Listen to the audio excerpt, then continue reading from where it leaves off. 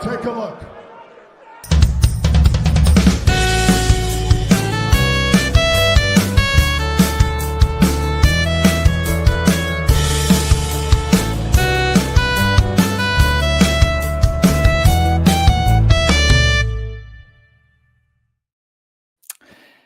It is Wednesday, April 16th, and it is time to get in the weeds. I'm Jeremy Lambert. That is SP3. Why are you shaking your head off the bat, SP3? What's wrong? You okay? The world is falling apart, man. We did a whole bit on April Fools about a guy who we thought was playing tricks on us, that was fooling Tokyo Sports, reporting fake news. And then I wake up to this warped timeline where The Rock has predicted the mass exodus of New Japan Pro Wrestling. Continue with the intro. Oh, SP3 is down today. Oh man, it's a celebratory day. SP3, I think. I mean, maybe not. Thea Hale is back. That's the big news. Nothing else matters in the world of wrestling. Nothing else is happening this week that's important. There's not 2 nights of WrestleMania. There's not Dynamite surpassing Nitro. There's not a live Collision on Thursday. There's not a million shows in Vegas. There's not the NHL playoffs. There's not the NBA playoffs. There's one show, one match that matters. The NXT Women's North American title match featuring the GOAT, Thea Hale. That's all that matters. That's what we're excited about. Get excited. SP3, do we need to get the Thea Hale coffee going? I need to get a second cup of coffee to boost the energy here. The GOAT is back, everybody. Are you sure it's Thea Hale? I thought it was Eddie Edwards. It was very funny that she was using Eddie Edwards' theme.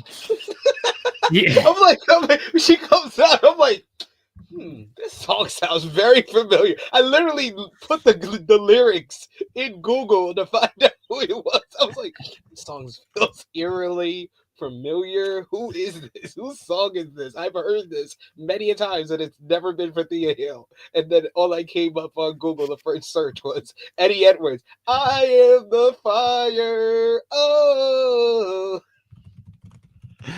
That was very funny. I saw a lot of people mention that. People were even like, Joel can't escape TNA even when he watches NXT. I mean, yeah, there's a crossover, so but even when there's no TNA involvement on the show, still can't escape. Isn't it like the second time they've done that? Because then Odyssey Jones theme song was something from like the Rascals used, or the Rascals or Odyssey Jones used the Rascals theme song, something like that, one or the other. Yeah, I think it was something like that. I do remember this being a thing, but yes, whatever. It's hers now. Who cares about Eddie Edwards? Who cares? WWE gets the rights to this stuff in the partnership. They get the rights to everything. If they say Joe Hendry's getting beat by The Miz, Joe Hendry's getting beat by The Miz. And if he doesn't like it, Joe Hendry's not appearing. Real quickly, let me get this out of here. Leave a thumbs up on the video. Let's see if we can catch the WrestleMania sign on fire. I gotta smile. I can't talk.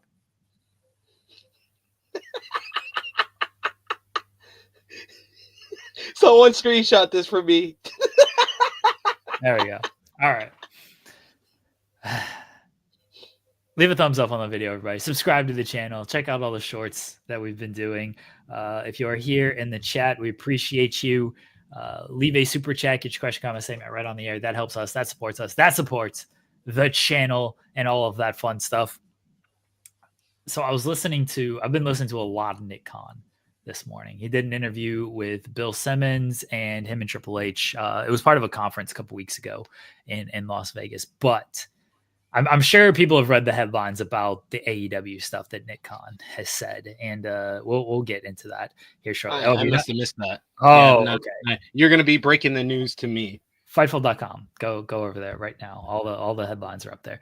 But one thing he said that was very interesting is he was talking about like hometown stars appearing on the overseas shows, and he talked about like, oh, we were in Spain and we wanted Axiom on that show, and we were I forget where else he said, but he's like, we wanted this person on the show. He said we were in Glasgow and Joe Hendry appeared on the show, and I'm like, that didn't happen, Nick. I don't know what you're talking about there, Nick, but Joe Hendry did not appear on that Glasgow show. So I don't know if he didn't watch the product. I don't know if he thought that Hendry was going to be on that show. And that was, so we did the report on Fightful Select, and I'll pull up the report here in a second about Joe Hendry and what happened with TNA and him not showing up on the WWE show. If my computer decides to cooperate so I can, pull this up. Okay, here we go. All right. So this was from April 13th on Fightful Select. Maybe my computer's being stupid today. It's getting overworked already. All right. This is from April 13th. April 13th from Fightful Select. The TNA WWE relationship almost had a much different feud. WWE and TNA have a relationship that features talent across brand. One surprising element to many was that uber popular Joe Hendry hadn't appeared on the WWE main roster outside of the Royal Rumble. There was a pitch for it to happen, though. Fightful Select learned that earlier this year there was an idea that would have seen Hendry appear on WWE Raw. However, we're told that Ariel Scherner didn't agree with the creative, which likely would have seen Hendry taking a loss. One of the ideas was that it would have been a catalyst for a feud with The Miz.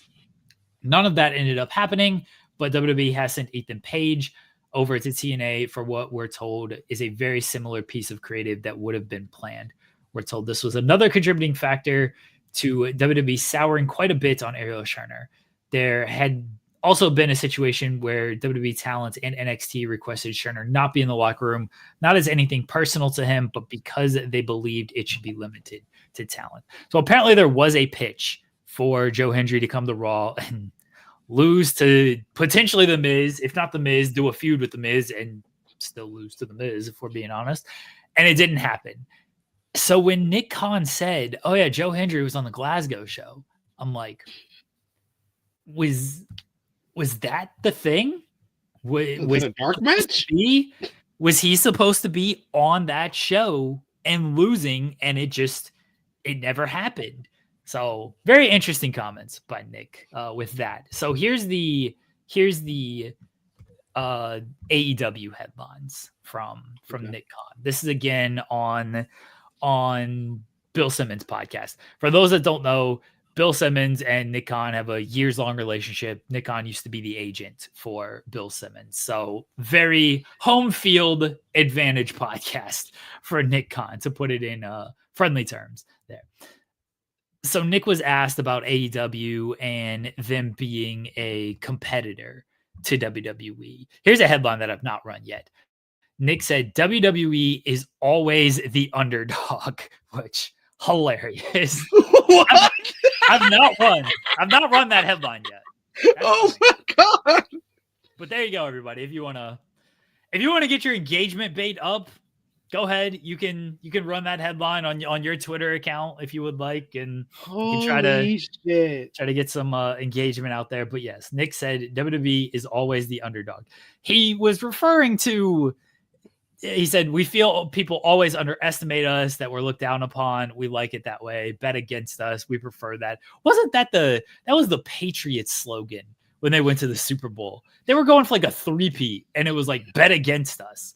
Or they'd won like 2 of the last 3, and they were going for 3 out of 4, and it was bet against us. It's like, nobody's betting against you. You're the friggin' Patriots. You have Tom Brady. No one's betting against you at all. So, and he's talking about like the stock price and stuff. So yes, that is how he started. His answer was, we're always the underdog at WWE. Then he actually commented on the AEW stuff. Here's what he said. In terms of the other wrestling promotional company, they have a lot of talented wrestlers, and we're happy about that. When contractually they are available to talk and have conversations with, assume a number of them will come over. Nothing but respect to the father who finances it and owns the Jaguars and all of those things.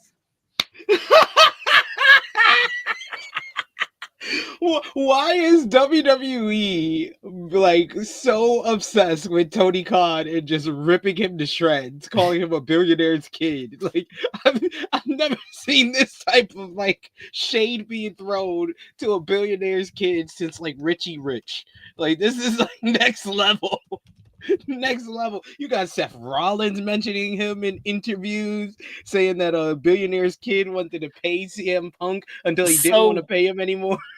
So here's some inside baseball on the Seth Rollins interview. Okay, then you're not going to get this kind of stuff anywhere else. It's very not important at all.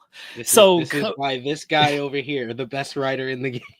So Cody and Cena did this segment, and Cena mentioned the billionaire's kid line, right? Yeah. That segment was, hold on, let me get the dates on. That was March 31st. That was March 31st. Yeah, March 31st. I was there for that. Okay. The favor, the Paul Heyman favor was the SmackDown after that, right? If I'm not mistaken, when CM Punk said, okay. That was Chicago. Okay. April 4th. I'm not sure exactly when this interview with Seth was recorded. I can tell you it was recorded before the Paul Heyman favor because they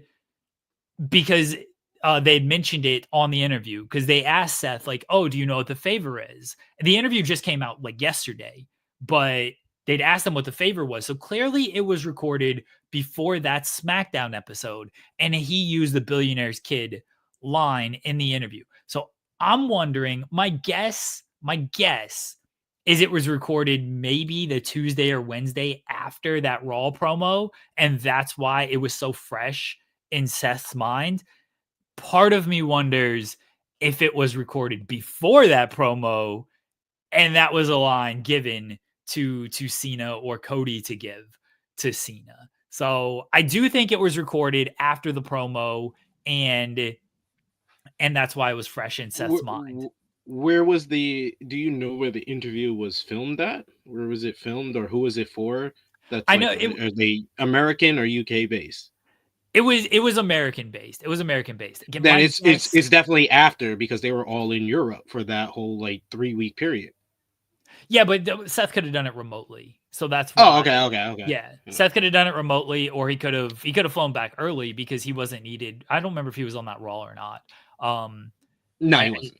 Okay, so he could have definitely flown back early to do it. My guess it was still after, and it was just fresh in Seth's mind, and that's why he said it. But there is a little, the timeline isn't exact of, oh, it came out yesterday, so it was filmed a couple days ago. No, it was filmed before the Paul Heyman favor. It was filmed at least the week of Cena's line about the billionaire kid. So part of me wonders if it was filmed like that Monday, and that's when it hit. And part of me wonders, oh, did Seth give Cena the line? But I do think Seth used it because Cena had said it. But little inside media for you here. I also heard Seth said something about star ratings again. Oh yeah, I hate that. I hate that. I literally shout outs to Ranting Review. He has a great YouTube channel that usually covers like New Japan, and I saw he tweeted about it, and he basically made the best comparison. He was like, this is like Taylor Swift complaining about our journalists who love rock music not liking her music, don't think her music is the best. I was like, yes. I was like, I don't know what's more embarrassing for Seth Rollins to keep mentioning this, keep harping on this in interviews every couple of years. Either that, or the fact that so many former AEW stars have come into the company and took his spot. I don't know what's more embarrassing for him at this point. For some reason, Joel Pearl is here. I don't know why. I assume he can't log on. That's why he hasn't just popped himself on. I can't. I guess. Oh, okay. Perfectly. Look at this guy. Look at this guy in his hotel. Yeah. How are we feeling? You guys still alive over there? Oh, allegedly. SP3, how are you doing? I'm in a warped timeline where New Japan is having an exodus. That's what I mean. Good. I mean, they should have an exodus. It's time to find new talent, identify them, and make new stars. Shota Umino, push coming, baby. Oh God. It's time to bring in Blake Christian and give him an IWGP Heavyweight Championship run. Oh, I mean, I'm all for that. That should have happened a long time ago. I'm vanilla, baby. I guess really, Joel's here, so I can take the day off, right? No, because I don't have a lot. Well, I mean, I do have time. It's 7 in the morning here, but Factual. that's I'm here to hate on AEW. That's right. I have my last few minutes of hate in me. No, we have the main story to talk about, friends, not the thumbnail. Forget that. Who cares? We got to talk about. You didn't change the thumbnail to take Tetsuya Naito, one of the biggest New Japan stars of all time, leaving the damn company. We're talking about Tony Khan and AEW Dynamite surpassing WCW Nitro. Who cares? I didn't do the thumbnail. Yes, here's the thing, SP3. Before you start yelling at people, jeez.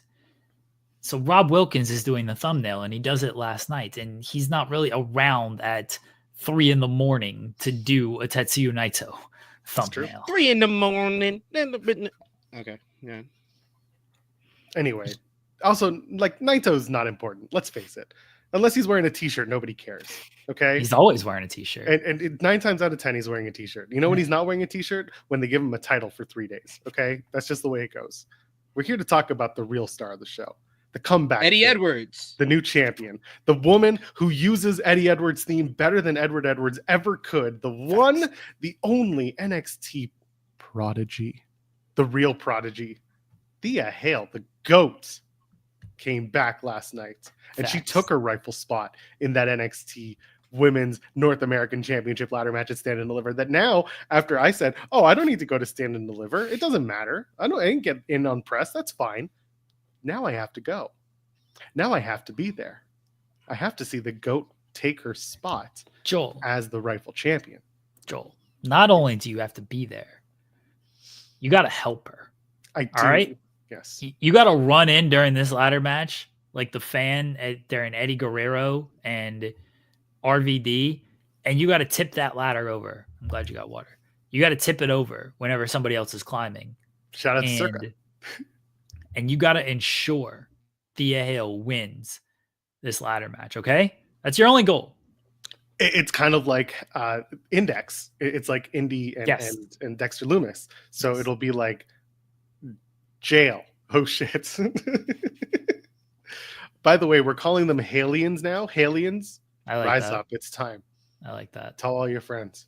Yeah. She's here. And by the way, WWE, if you're listening, and I'm sure you're not, I want to go with this camera.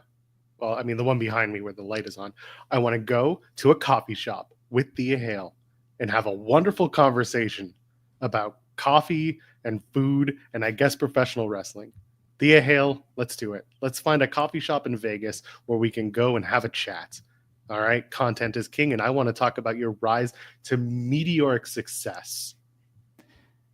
Joe, we have a very important super chat from Cyclops is better than Wolverine, who asks, where's the chair? We know it's in the room. My backpack is on and it's over there. There's also a couch behind me. I'm sitting at my desk, though. So I don't know if you listened to the Janela interview. I did, you assholes. That was a wild interview. Yes, it was. As always. It was fantastic. Shout out to SP3 and Jeremy. That was fun. If you haven't watched the Janela interview, go watch it now. Very fun stuff. I don't know how to feel about Janela basically taking our bit unknowingly and applying it to the Busted Open crew.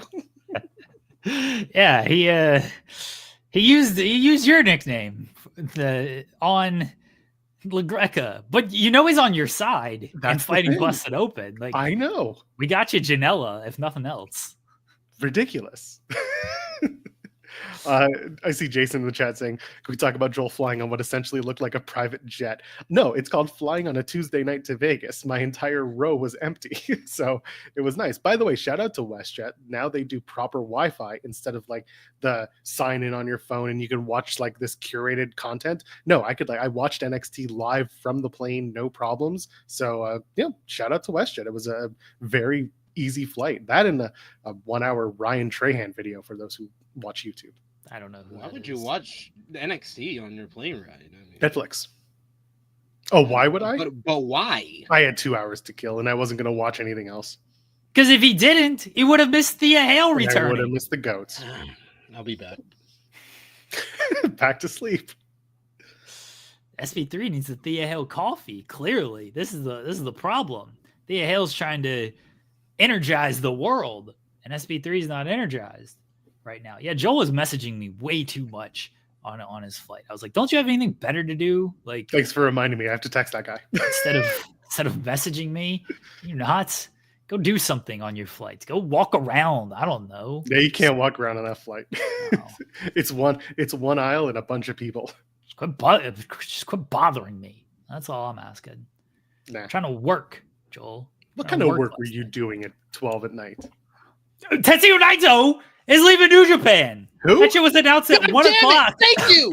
Thank Who? you. That's the type of energy I needed from the start. You want to get me to have energy? I'll talk about Tetsuya Naito is leaving the goddamn company. Why should I care about a company falling apart when the other one is bringing back goats for the major championship matches at the big PLEs? Honestly, Well, fair. well, I understand because you're very much behind underdogs, and WWE is a well-known underdog, apparently. Yes. Well, in case you didn't know, WWE, in case you've been living under a rock, WWE is an underdog this week.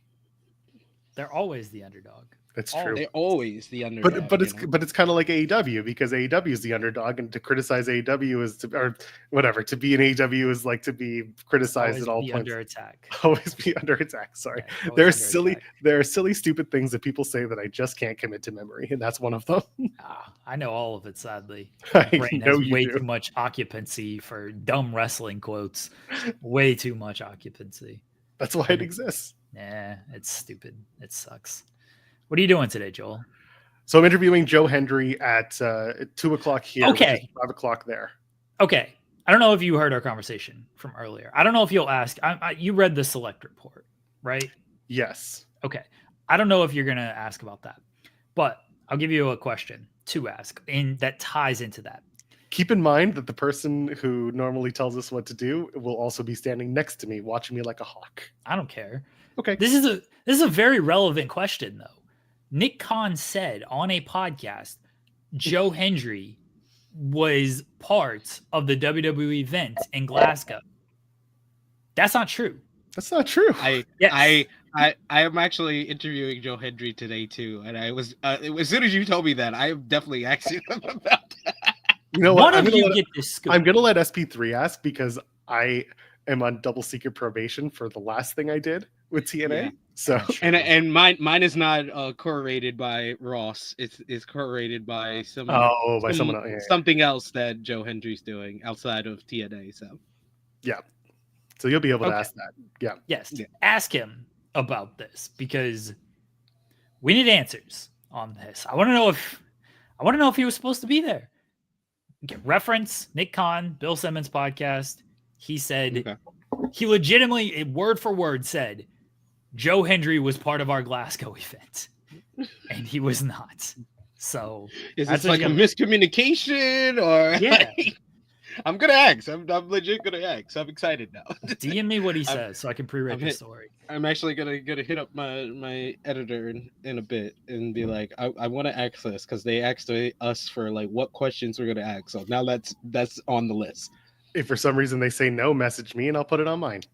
Okay, fair enough. We'll get it out I there. will. Because Joe Yeah, Hendry's get it going to do 5 million interviews this week. he's already been Somebody- doing a bunch. Yeah, I know. I saw Yeah. like Adrian talk to Yeah. him and everything.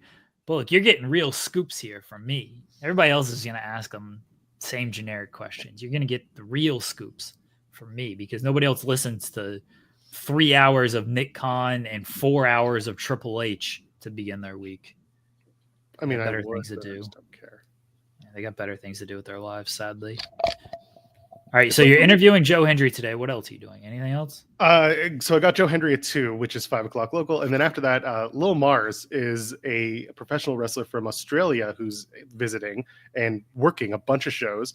Check her out; she is fantastic. We connected through the video that I posted about wanting to interview wrestlers. So we're going to chat this afternoon as well. She's at a tryout for a Japanese promotion this afternoon, so we'll talk about that. She's worked with Ice Ribbon, which I know is our pal Kate's favorite promotion. And what else has she done? She's worked with a lot of really well-known Australian talent. So yeah, looking forward to chatting with her. She's a name that y'all are going to want to know because she's coming up. She's doing a lot of work and she's on the grind. So she's been stateside working for the last little bit, and we're going to chat this afternoon. And it's Wednesday, so I might try to pick up some badges from various vendors that I'm supposed to pick up from, such as the Collective. So there you go. All right. Today's the adjustment day. Everyone's coming in today. I got in last night. I got a little bit of a head start, so looking forward to like catching up. Enjoy your day, Joel. So. You are always welcome to pop in throughout the week. I know you're going to be busy, but enjoy your day. Try to just enjoy Vegas. Say hi to certain pals that I know are there that have reached out to me and are like, "Are you coming to Vegas?" And I'm like, "No." Our pals, like I said, Zach Haydorn's going to be there. I found out a couple other people that are showing up this week. I'm like, what? Joe's coming. Joe Holbert's coming. Oh, really? I had no That's idea. awesome. He said like, I'm going to do this Vegas stuff. And I was like, are you coming? Like, what is going on? Yeah, there are other Wrestle Purist folks who are coming. And I'm like, I did not expect that. So yeah, I'm looking forward to meeting a bunch of new friends and catching up with other ones. And I'm going to end Busted Open. I'm going to end them. That's right. Shout out to Circa. They have been fantastic hosts so far. Easy check-in, beautiful facilities. I'm going to explore it a little more today. The room is fantastic. Check them out. They put me in a room on the 38th floor that is like right above the stadium swim, which is like their big, like massive cabana poolside. Watch the WrestleMania on their big screens. I can see it from here. It's wild. So check that out. If you're in Vegas, just hang out. What is this beer? There we go. And someone else said something that I wanted to pull up. Ryan saying it's crazy to see Joel drinking water instead of Diet Coke. Ryan, I have not gone to the store yet. My fridge has water in it, and so I'm drinking the water. Go get a Diet Coke from the commissary down at the. No, you heard. Who was it? Kimmy was like, "Why don't you go get one from downstairs?" I'm like, I ain't spending $5 on a can of Diet Coke. Crazy ass woman. Yeah. I'm going to Walmart. I was going to go find a Walmart nearby. There you go. All right, enjoy your day, Joel. Thanks, y'all. Have a good one. Enjoy the show, friends. We'll see you soon. Check out the Joe Hendry interview when it drops, and we'll see you soon. Bye, everyone. Bye, Joel. Yeah, Joe. All right, get Joel out of here. The news was announced at 1 a.m. Eastern time that Tetsuya Naito and New Japan had mutually agreed to not renew Naito's contract. He will be departing after May 4th, after he finishes the Wrestling Dontaku tour. Bushi will also be leaving. That one kind of got buried under the lead of Naito leaving. Yeah. SP3, you mentioned it at the top. And we talked about it on April 1st. We thought it was an April Fool's joke. Even if it wasn't an April Fool's joke, it was just Naito trolling because it's Naito. Now it seems like it's a reality. Naito is leaving New Japan. I know you're very torn up over this. Yeah, because this is a concerning sign. Jeff Cobb was one thing. We're used to Gaijins, foreign wrestlers leaving the promotion. In the last 2 years, you've seen Jay White, Will Ospreay, major stars, former IWGP World Heavyweight Champions leaving the company. Smaller names have left the company. Big names like Kazuchika Okada left the company and signed with All Elite Wrestling. Back in 2016, there was the exodus of Shinsuke Nakamura, AJ Styles, Carl Anderson, Luke Gallows going to WWE. And it seems like every year there's a few names. But I have not seen this many names either leaving the company outright in like very abrupt ways, like Jeff Cobb, who was planned to be in the Wrestling Dontaku main event against Hiroki Goto for the IWGP World Heavyweight Championship, and then had to relinquish the IWGP Tag Team Championships that he won 9 days prior on April 5th. It was like something happened over the weekend where multiple names are now leaving the company, where in a span of 3 days you've had Jeff Cobb, Bushi, and Tetsuya Naito. Tetsuya Naito is like the most concerning name because this is not an instance of, oh, Naito's leaving, he's gonna get a big money contract in your WWEs, your AEWs. No, Naito's knees are done. His knees are done. He's been on one knee. But despite his body deteriorating before our eyes, despite his performances not being on par for a main event level act, he has been unquestionably the number one draw in New Japan Pro Wrestling for the better part of 3-4 years. Even when Okada was here, Naito was a bigger draw than him. He has been the draw, especially last year. He was one of the top draws in all of Japan. There's a reason why Kenji Muda back in 2023 asked for Naito to be his final opponent at his final show in the Tokyo Dome. There's a reason why Naito was the IWGP World Heavyweight Champion on 2 occasions, and they basically let him be the bridge to when they wanted to give it to your next big foreign star in Zack Sabre Jr. There's a reason for all of this. It's because despite Naito's body breaking down, New Japan had not very much established a new top draw. He was still the top draw of the promotion. He was still a top star, a main event level star for this promotion. So him leaving is not him going to a new promotion. It really just tells me that Bushiroad or New Japan Pro Wrestling outright didn't want to pay this man what he was wanting to stay on a little bit longer. And for all intents and purposes, it can be possible that he's just going to make appearances for New Japan Pro Wrestling as a freelancer past May. I can definitely see that. I could definitely see him returning to the company as a freelancer, working some per date deals. But this is very strange that this is the time of year where New Japan contracts run out. The end of January into February is when New Japan contracts usually, expire, because they usually sign people for 1-year deals following the Tokyo Dome shows. And then that 1 year passes and then they have to re-sign those guys back. But a bunch of guys have been reported to basically have their contracts expire in the last couple of months. And we have heard no news in regards to those guys re-signing. Some of the biggest names in the company right now, 2 of their biggest foreign stars, David Finlay and Gabe Kidd, they were among those talents that were said to have their contract expiring. And we have not heard any news in regards to them re-signing with the company. And the days of New Japan Pro Wrestling signing multi-year deals kind of died with the COVID-19 pandemic, it seems. And kind of died with Kota Ibushi, who was given like a multi-year contract. He said he received a lifetime contract back in 2021. And that seems to have died, those days of them signing guys for multi-year deals, or even signing guys for 1-year deals, because we haven't heard anybody re-sign. So Naito being one of the guys that is leaving, I think is a very concerning sign that something is going on in New Japan Pro Wrestling right now. This feels like it's part of a bigger overall issue with the company. I don't know if it's money related. I don't know if it's date related, because it feels like Naito understands he only has so much to give at this point, and maybe he doesn't want to work so many of the tours. He does a lot of multi-man matches and doesn't get super involved in those anyway, but he's still a name to have on those cards to draw the houses they're going to draw as part of the tours. But I don't know what's happening in New Japan, but there is something going on that the fact that they could not retain Naito is pretty concerning, because it seems like Naito, for all intents and purposes, wanted to stay. Tanahashi put out a statement of like, we wanted Naito to stay. This is not a situation with like an Ospreay where it was pretty clear he wanted to come stateside and try his hand in WWE or AEW, or even Okada, where I think they did largely want Okada to stay, but Okada kind of felt like same boat as Ospreay, of he wanted to come stateside and wanted to try things over here and cash in while he can. Naito feels like he wanted to stay.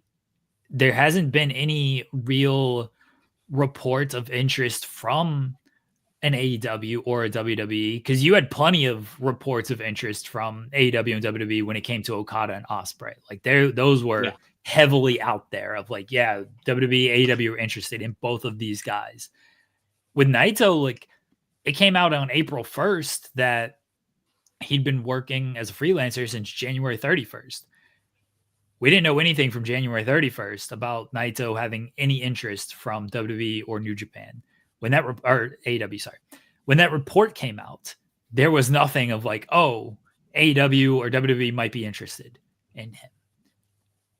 So it seems like New Japan was his top option, and they couldn't come to an agreement. So yeah, there's something going on. We'll see what more comes out of this. People in the chat are mentioning Toru Yano has a press conference scheduled for later on this evening, tonight, whatever it might be in Japan time.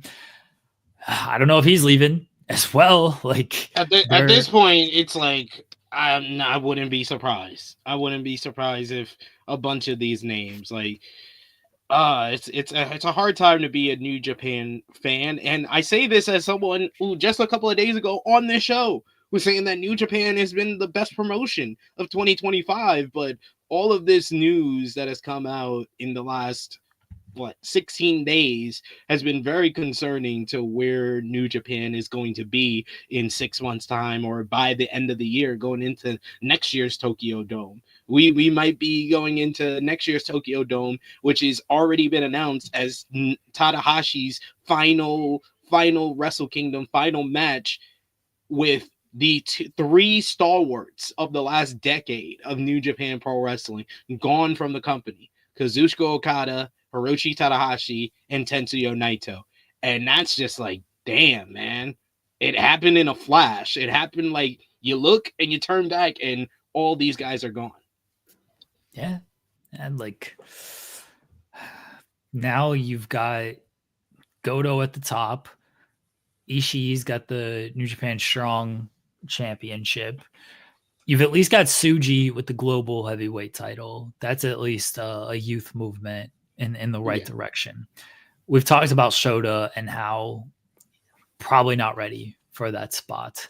Yuya Uemura is going well, even though it is a bad sign that the last two times they have booked Yota Tsuji versus Yuya Uemura, it was last year for Kazuchika Okada's final match in New Japan Pro Wrestling was on that same show. And now this year for Yota Tsuji versus Yuya Uemura for the Global Heavyweight Championship, it's going to be Tetsuya Naito's final match in New Japan Pro Wrestling. So that's a concerning sign. Maybe we should stop booking this match. I don't know. Another concerning sign is like Okada didn't really make anybody on his way out. And Naito his last match is just going to be an 8-man tag. And I don't know if he's going to win that match. I figure they're just going to win that match because it's Bushi and Naito leaving. And it really, if you made anybody, it was Cobb and Cal Newman because you've at least put the titles on them. But then Cobb left. So you still didn't make anybody. It's like he did drop the fall to Callum Newman. That was the first time Newman had beat him. So. Yeah, now Newman is getting a shot at Goto, but still, like, you dropped the titles to a guy who was leaving, and then they had to vacate the titles. It's not great that two of your biggest stars of all time on their way out didn't help put over any of your next guys, because that's ideally what you want. And I'm not saying like it happens everywhere, because it doesn't, but ideally when you have two of these top guys, you would want them to put somebody over on their way out when you know that they are leaving. And the fact that they got no one kind of over off of these two is concerning for New Japan, because it's like you can't even build anybody off of these victories. It's just, oh yeah, they did an 8-man tag. Okay, where are we going from here? And people are mentioning that The Rock had the New Japan shirt on and the Rubik's Cube and wondering what that meant. I have no idea. To try to decipher what The Rock is actually doing, it feels like a Rubik's cube, and I'm very dumb at them. Like I'm very stupid at Rubik's cubes. I mean, the Rock, he's a long gamer, guys. He's a long gamer. So I think that the Rock may have predicted this. This feels like foreshadowing. The Rock with a New Japan shirt on, and then we get two massive departures and Bushi leaving the company. Like, that's saying something. Maybe this is the start of a mass exodus, because like I said, the big names that New Japan need to lock down.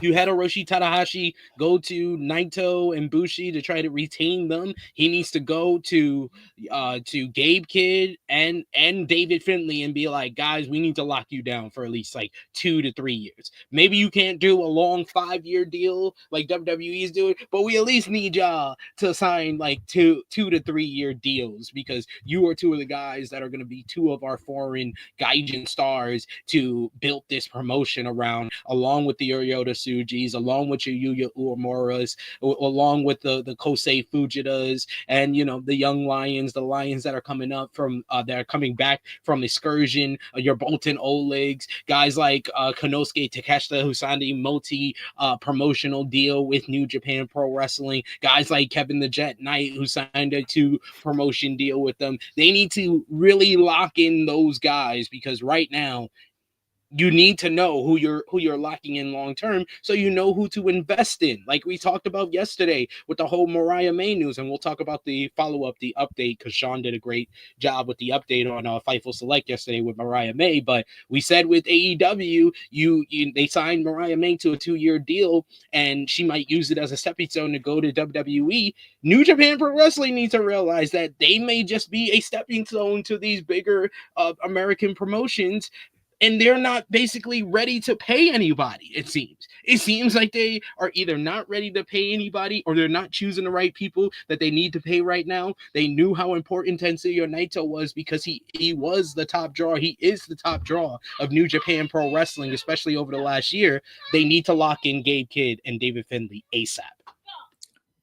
That feels easier said than done right now, because I don't know if they can commit that much to anybody. Like, if they are kind of unwilling to commit that much to Naito, again, whether it's money, whether it's dates, like if they can't come to terms with Naito, I'm kind of concerned they can't come to terms with a lot of people. Maybe the money is good. Like maybe they can do it, and they can get these guys under contract. But if I'm Gabe Kidd, David Finlay, why am I taking a 3-year deal or whatever with New Japan with the way things are going right now?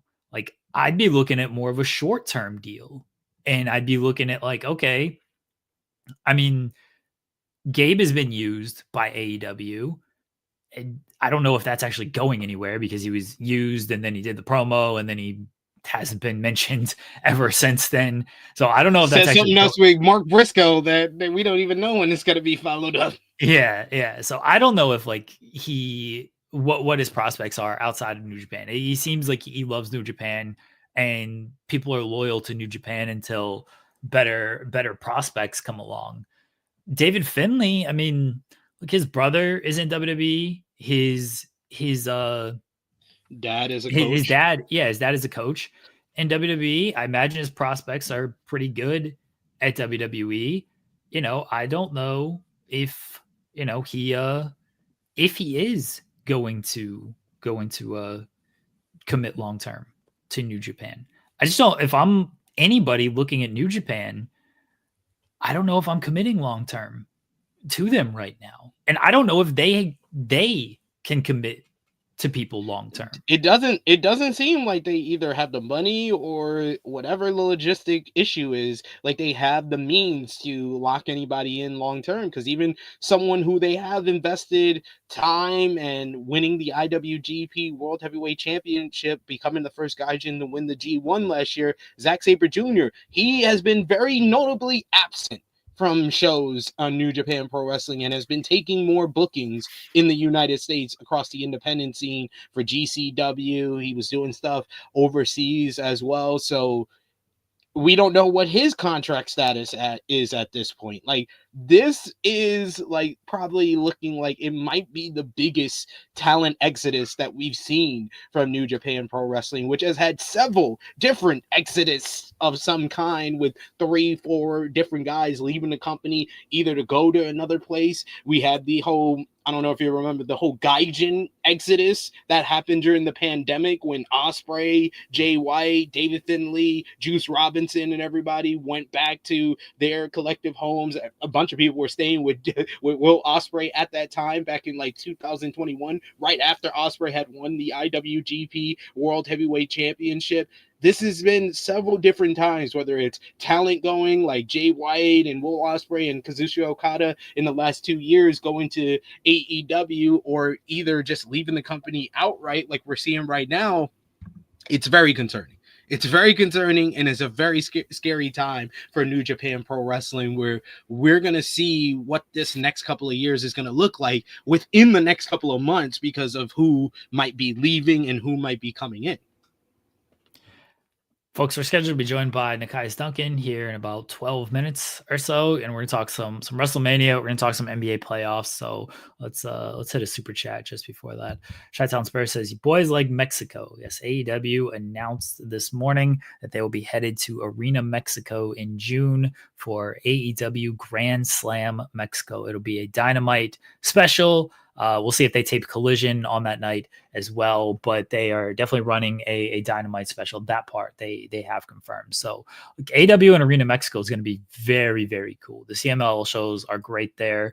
They're obviously going to have a lot of CML talent on that show as well. That's going to be a very fun special, and I'm sure it'll do good numbers as far as ticket sales and everything. So that's a good announcement for AEW going to Mexico. Not only going to Mexico, but like running Arena Mexico as well. Yeah, and it gives you like another like stop point TV special in the road from Double or Nothing to All In Texas. Like, we got something else to look forward to, and that's what made, I thought, the road to All In London 2024 was a lot of fun, and one of their better build-ups to a pay-per-view is because you had multiple specials throughout that time. You had the beach break that came right after Forbidden Door on the road to All In. You had the Owen Hart Cup concluding during that road to All In. I think Blood and Guts happened on the road to All In last year. So like, having stuff like that and having new arenas and new places for AEW to go to that are going to be hot, because if you've watched an Arena Mexico show, those crowds, man, they add so much to the matches. You could see a matchup that is like just fine or solid in front of Arkansas, an Arkansas crowd or a Nebraska crowd, and you put it in front of Arena Mexico, and it feels like the best match you've ever seen because the crowd is usually on fire. So I'm gonna enjoy that. I'm looking forward to Grand Slam Mexico for AEW, and that comes off the heels of them announcing yesterday that they are going to Dublin for AEW. No, is it Dublin? No, or is Glasgow. Glasgow, Scotland. They're going to Glasgow, Scotland for AEW Dynamite and Collision, as well as they're going to have Forbidden Door at the O2. I've been having this conversation with so many people. I was on the Wrestling's podcast a couple of weeks ago, and they were asking me what I've heard in regards to Forbidden Door, and I was like, it needs to either be at the O2 or Wembley Arena, and Wembley Arena is a little bit smaller than the O2, and I loved my experience going to the O2. Like, I was there for like 5-6 hours even before SmackDown begun when I went there, because I met up with Alex McCarthy and a bunch of UK media. We had Nando's over there. They got like a whole mall in the O2. Like, you can spend a whole day there. Basically, you can go to the mall, you can go to the movies. They got a Cine World. You can go get your Nando's. They got Five Guys in there. Hopefully AEW is good with the merchandise and brings a boatload of merchandise, because they can set up in the place that they had the WWE store in the O2 and sell merchandise even before the show. They can make a whole weekend of it. And I think shows like I know Rev Pro is going to be running their anniversary show that weekend, so you'll have that to go to. So you could make a whole weekend of Forbidden Door, but the O2 is a great arena to be in. I didn't like the Wi-Fi too much, but I plan on being there for Forbidden Door. So you'll have a live correspondent from Fightful Overbooks in the Weeds at Forbidden Door. Of course, that depends on if AEW accept my media credentials, but we'll see.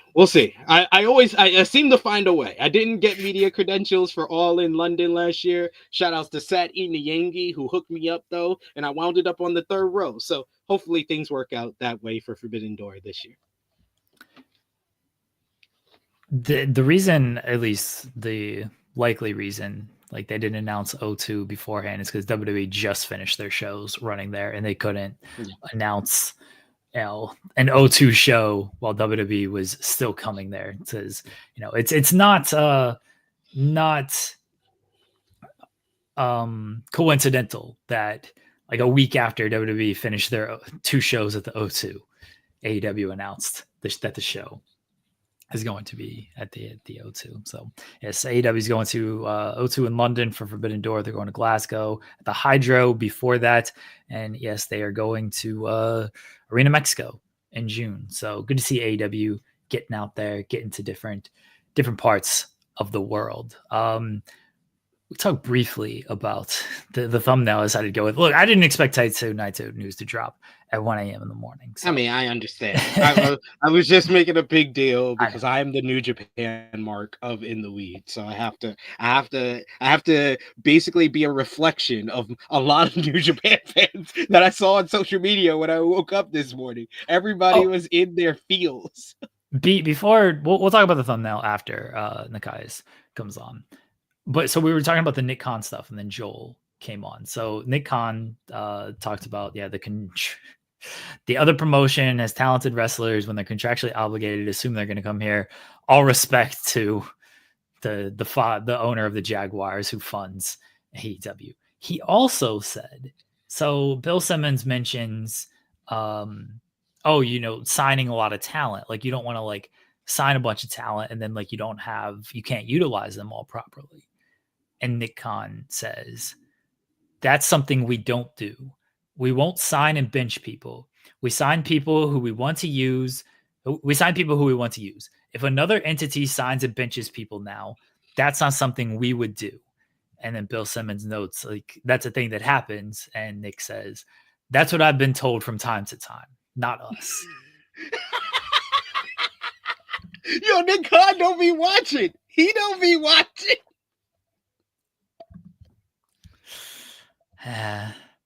Odd quote, very odd quote of like, we don't bench talent.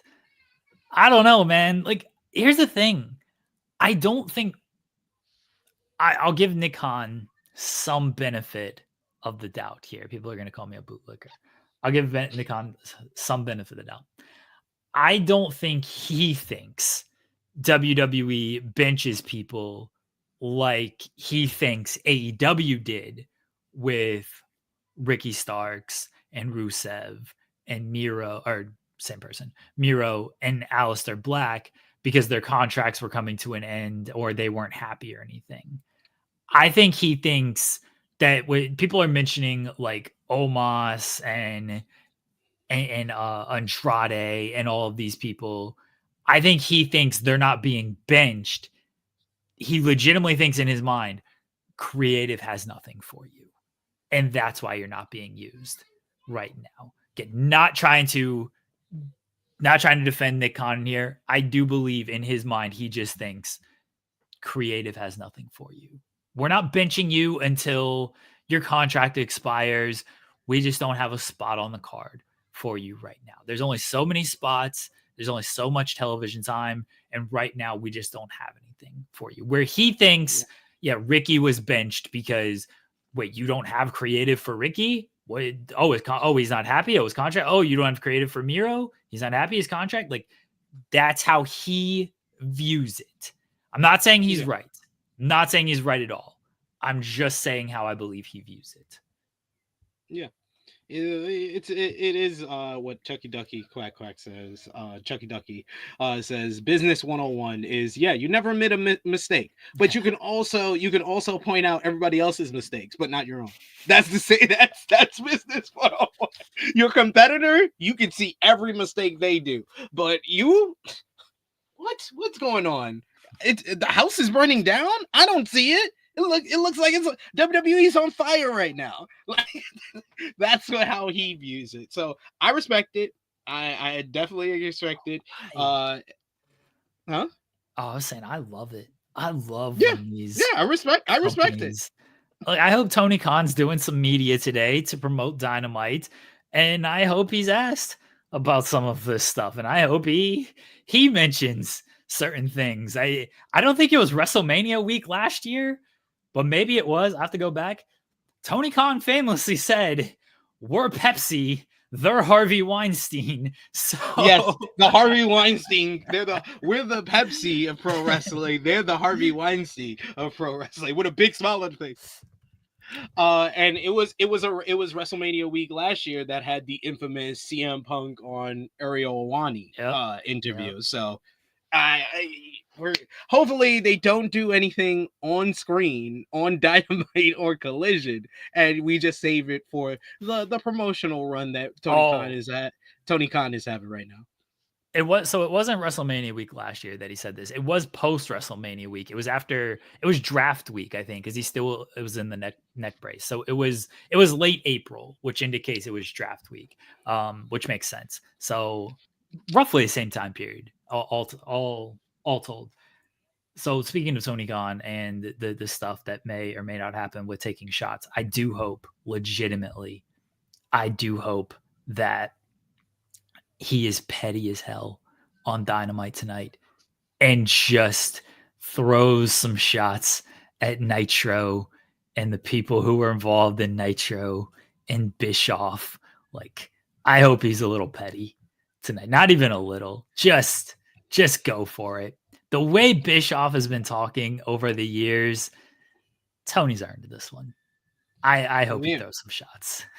Bischoff's got mighty quiet as these weeks were leading up to tonight. He's gotten mighty quiet. He says some things here and there when he's asked about it, but he is not as loud as he was prior to the deal being signed last October. He's been mighty quiet these last couple of weeks.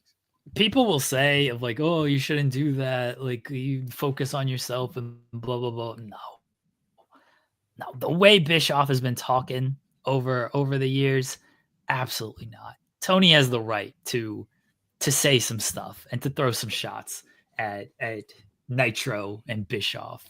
They should do the blood dropping down, but it misses everything just to pop me. Just do like all the worst of WCW. I agree with the chat. They should do the old WCW Nitro intro because that theme was awesome. Dum, dum, dum, dum, dum, dum, dum, dum, dum, dum, dum. And then go into whatever the theme to Dynamite is. Just go from there to there. Be like, yeah, we're past that. We're past that. And then do a street that's on fire and the buildings have highlights of like Jon Moxley doing the paradigm shift or Darby going through glass. No.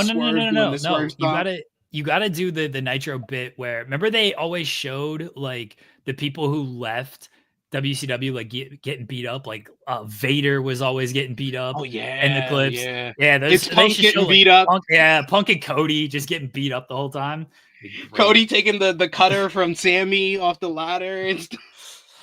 All right, we got a guest. He is from the Dunker Spot podcast covering the NBA. Also a big wrestling fan. Joining us today, it is Nekias Duncan. Nekias, how you doing, man? I am doing pretty well. Happy to be here. First time, hopefully not the last time. I hope y'all are doing well. We appreciate you joining us, man. Yeah, I reached out because I really love your work. I really love the stuff that you do, especially on Twitter, like breaking down the games and the X's and O's stuff. Like, it's really, as a basketball fan, like I find that stuff very fascinating. And you're not so much hot take as we see from a lot of people. So I appreciate like your insights into it. And I think we have a mutual friend in Cam Hawkins So Cam Hawkins is a good dude. He regularly jumps on our show. So I really appreciate your work. And I was like, oh, Nekias is a wrestling fan as well, on top of being involved in basketball. So I was like, this would be a good week to see if you come on. So we appreciate being here, man. Of course. I appreciate the invite. Shout out to Cam. Awesome dude. Excited about this one. So we're going to jump into wrestling first, and then we'll get into some basketball. What are you looking forward to when it comes to WrestleMania 41? Ooh, buddy. I guess I start with the triple threat matches. I want to see how this is going to play out. Like CM Punk, Roman, Seth is just the hate bowl between these three. And with the title not being involved, Paul Heyman just kind of being the de facto championship belt in this match is also an interesting twist. And I do not know where Paul is going to land with this. This feels like he could leave with Seth. He could hit somebody in this match. He might leave midway through the match. I don't know where that's going to go. And for CM Punk to have his first WrestleMania main event, it would be kind of weird for him to lose. It would also be weird for Roman to lose back-to-back WrestleMania matches. But like Seth is also convincing, and the angle with him and Paul Heyman these last couple of weeks have been really interesting. I don't know where that's going to go. So I'm excited about that one. And then with Io, Rhea, and Bianca, I kind of have mixed feelings about it. I'm excited because these are three awesome wrestlers and anyone can win this one. I've been kind of annoyed with how they got to this point. I don't really like, shout out to my guy Steve. He always tells me, hey, turn your brain off. If you try to bring a bunch of logic in some of these wrestling things, you're going to temper your own excitement about it. But like when it gets to Rhea interrupting the contract signing and then asking Bianca, like, hey, what are you doing here? Like, she's not the Elimination Chamber winner. And then she puts her name on the contract. And I'm just like, what? What does the contract say if this holds any sort of, how do we get here? So like that part's been odd. And like Io's just like, hey, I kind of have the belt. I should kind of be the focal point of this story here. And so I don't know how that's going to go. So I don't really love how they got there, but I am super excited for Bianca v. Rhea on the main stage. Io, obviously incredible. There are going to be some awesome spots in this match. So I'm excited to see just how that's going to play out. But that's probably where my excitement starts, those two triple threat matches. I wanted to ask, like, how long have you been a wrestling fan, and what was kind of your first experience with wrestling?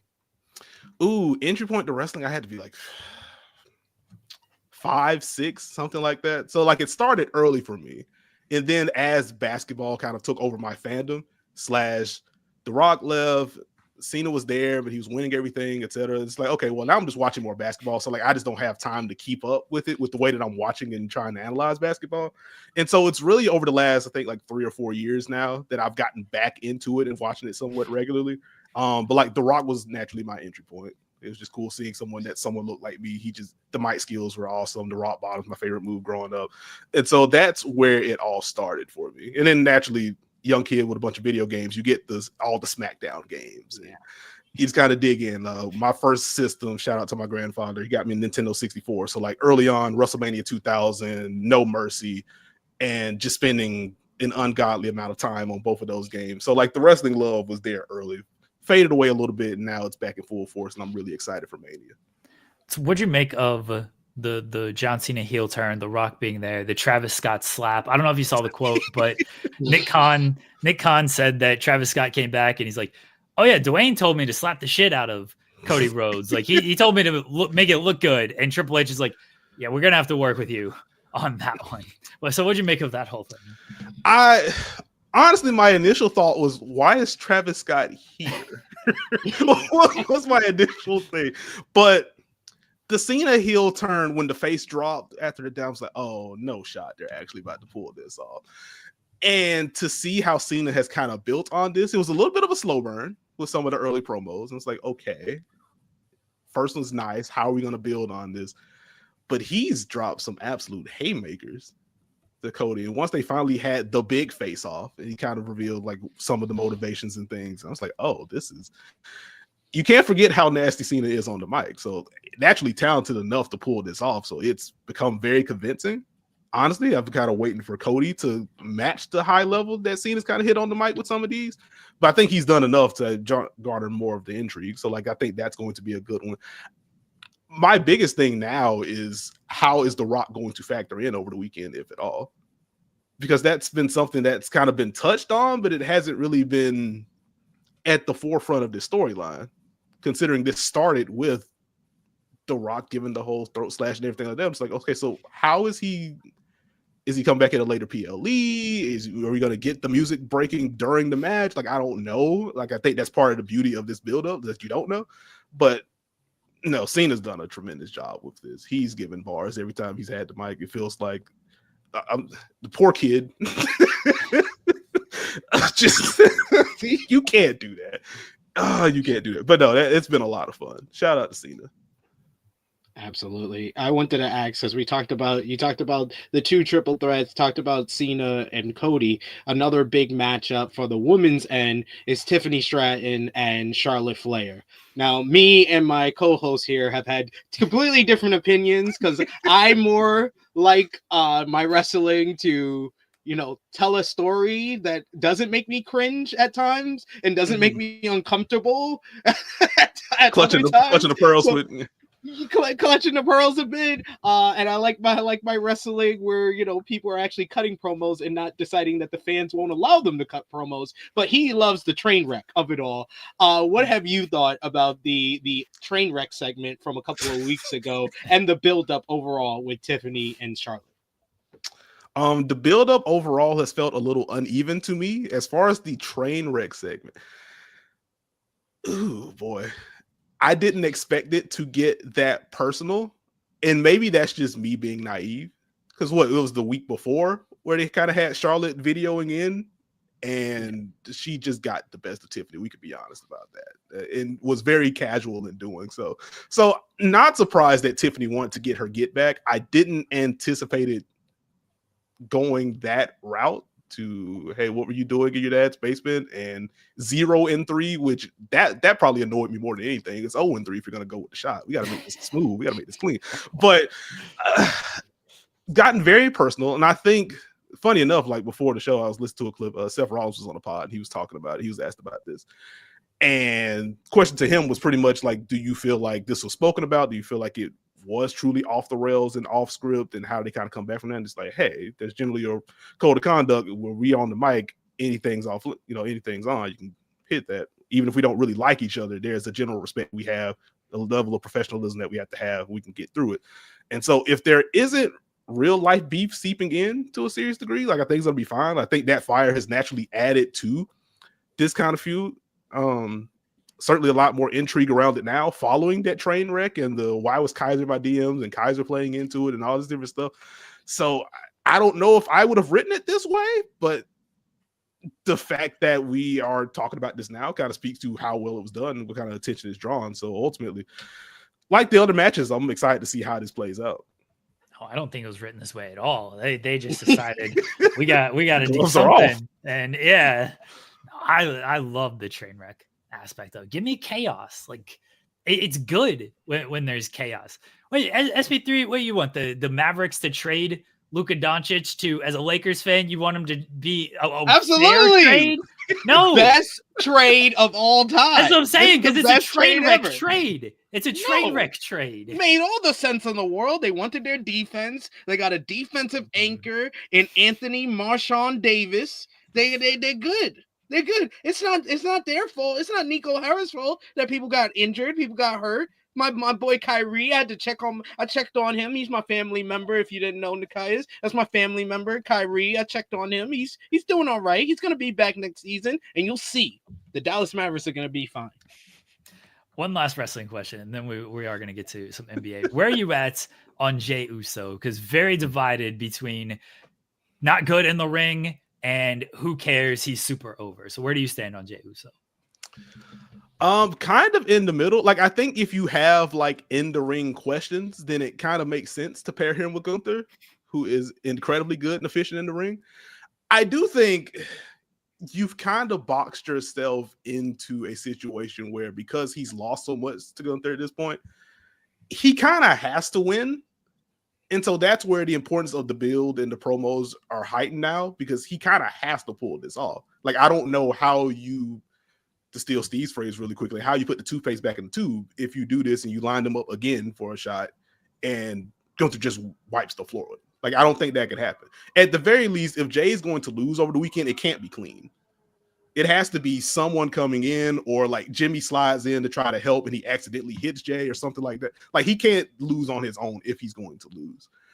So like I wish he was a little bit better in the ring. Like there are only so many super kicks that I can personally take in a match, but it's hard to argue with how the crowd has rallied around him. And I am genuinely happy for him on that front. And so if this is the dynamic, it is important to book him around wrestlers that can kind of work around some of the rougher edges that he may have in the ring. And so that's where I think the pairing does make sense. See, I want Jimmy to turn on Jay again, and then we start a year-long build for Jimmy and Jay Part 2 next year. No, we do not need this. We do not need it. After what they did last year, no, we don't need that. I don't know if the over-under on super kicks in that match is like 23.5. I don't know if we need that. We need to do it again. Run it back. Give them a shot at redemption. We love a good redemption story, right? Maybe this time Jimmy's daughter will pay attention. Actually, can I toss y'all a wrestling question before we move to basketball? Yeah, of course. Because the other match I wanted to talk about a little bit was just Jade and Naomi, and that has been very well done. I think the general question I have surrounding that is, because I've seen this chatter, I've heard these conversations had, and I'm kind of on the fence on it. Do you feel like there was more that the trio of those two plus Bianca could have done before they split them up and kind of started the storyline? Or do you think they kind of reached the end of their road as a trio?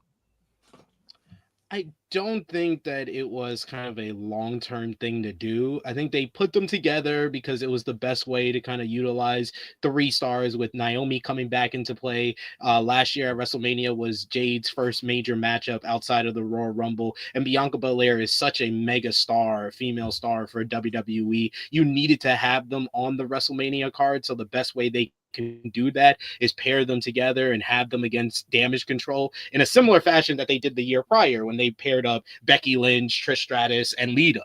And this is like the 3 biggest black female stars in WWE coming together. So I think they kind of reached what they needed to do at WrestleMania, and they kept it going a little bit longer with establishing their friendship. They were the host of Bad Blood, but they didn't have a lot of ideas for them. So I think that this was their best way of going, where it's given Naomi's whole character a new life. It's given Jade Cargill her first authentic singles feud in WWE. And I feel legitimately, unlike what our chat is saying, these maniacs out there that think that the best build is Tiffany and Charlotte, the actual best build to WrestleMania this year is Naomi and Jade. I'm in agreement with SP3. It has been the best build, and I don't know how much you could have stretched that out, especially when they don't put a ton of care into the women's tag team titles. I mean, the match this weekend was decided by a gauntlet match between 2 people who just fought on Raw, and that's who who Liv and Raquel are facing. So they didn't have a whole lot of care for that division. I much prefer Bianca as a single star. Naomi is crushed it in this role. She has been fantastic in this role. Yeah, and I don't think Jade was going to be long for like doing tag team stuff. So I much prefer them going this route than like trying to keep them together. And the fact that it's been this good, I think kind of shows it was the right decision made by the parties here. So that's where we're at. Do you watch any of like the independent stuff, or are you going to watch any of the AEW stuff tonight and tomorrow night? Certainly not as much as I watch the WWE stuff. Like I have a lot of friends that are into AEW and watch NXT as well. And so like on random nights, especially with, we had a little bit of a slowdown at the end of the regular season. It's like, okay, I can kind of tap in to see what's happening here. So like I'm loosely aware of some of the storylines there, but I'm not a diehard fan on that front. Gotcha. I just want to check in on that because it is such a big week in wrestling, and it's a big week in basketball as well, since the playoffs do start on Saturday. The play-ins are going on right now. So as I mentioned to you, and as you also may have figured out from the conversation, Lakers fan over here, Thunder fan here. Mm-hmm. I feel very good about my team, but I am always super pessimistic when it comes to my team and just sports in general.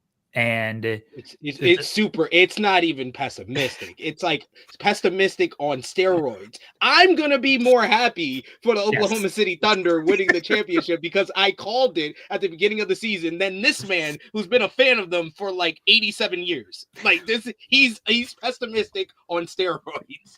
The cherry sounds like me. This is crazy. Yeah, I don't think anything's ever gonna go right. And I'm just always waiting for the other shoe to drop and everything. Tell me why, tell me what I should be worried about with the Thunder in the playoffs. Well, hey, if we have similar thoughts on our favorite teams, I think you're aware of what you should be worried about. But no, in all seriousness, I think you look at Jalen Williams and you look at Chet Holmgren. Because I think secondary creator in the half court is going to be the biggest thing for OKC. I trust Shea. I trust their defense. If we're going to preseason predictions, like my preseason finals prediction was Celtics Thunder. So I think they're getting out of the West. And then they had a historically good defense and a top 5 offense, and Shea's probably going to win MVP, which was even more than I expected from them this year. As high as I was on them, had them as the 1 seed, etc. But I think it is who else scores efficiently in the half court. I think it's going to be the big thing. Like it's obvious, it's easy to point to the threes. Teams are going to help off of Alex Caruso. They're going to help off of Lou Dort, though he has shot like 39% from 3 over his last 2-3 seasons. But scouting reports haven't caught up to that. They're okay with him shooting shots. So there's a natural, will Caruso knock down enough shots? Will Lou Dort knock down enough shots? When Aaron Wiggins checks in, will he knock down enough shots? Etc. But Jalen has to have the mid-range pull-up going and getting to the line a little bit more than he does. And I think with Chet Holmgren, when he's spaced on the perimeter, there has to be a willingness and a decisiveness to do things with the ball. He can knock down open shots, but as we saw last year in the postseason, particularly against Dallas, there were a lot of possessions where he gets the kick out and he thinks about it. And by the time he decides he's going to shoot or he's going to drive, the defense is loaded up again. They can't afford those from Chet. And I think if you have that decisiveness from Chet, if you have the efficient scoring from Jalen Williams, I don't have playoff questions about Shea. Like I do think he's had kind of like a KD-ish mid-range season. So like maybe there'll be a little bit of a dip in the postseason in terms of mid-range efficiency, but he's still going to get to his spots whenever he wants to. He's going to get to the line. Like the free throw conversations around him is just incredibly annoying. So I don't want to do that whole thing. Even if he gets to the line less than he did in the regular season, as we saw literally last postseason, if we watch that postseason, he's still good for an efficient 30. Like I don't have postseason scoring concerns with Shea. So if Chet and Jalen score in the half court efficiently, that defense is just going to be really good. And that should be enough for them to get out the West, if not win the whole thing. Chet's my biggest concern. Dub a little bit, but Chet really, because it feels like Chet can be the game changer on that side. The first game against the Lakers, like he looked very overmatched in that game. But then I go back to the game against Boston where Dub was out and Chet was like fantastic. Yeah. So, and that's where I'm like, if he can bring what we know he's kind of capable of, I don't have too many concerns about the team.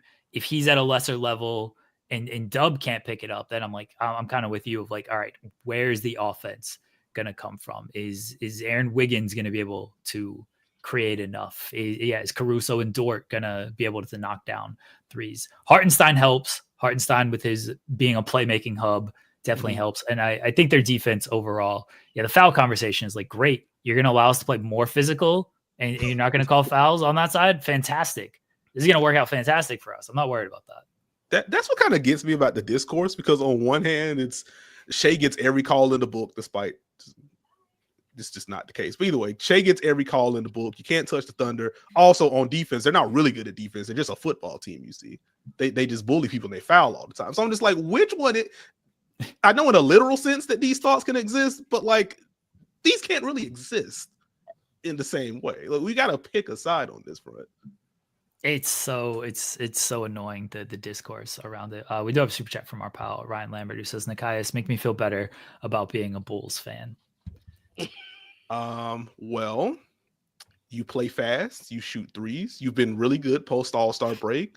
Your owners are getting more play-in gate because they get to host a play-in game tonight. And so that's about where I'm at. No, in all seriousness, Kobe White has been very good. The Josh Giddey experiment, like a obvious controversy around that. So I'm not in the business of making anyone a Josh Giddey fan. I am not, for very obvious reasons. So we set that to the side. Purely on the basketball court, He has been very good for them, particularly as of late. He is driving more. He's dealing with physicality better. The playmaking continues to pop.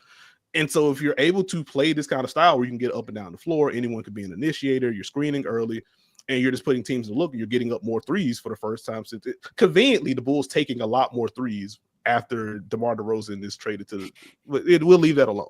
But it's a more fun style of play.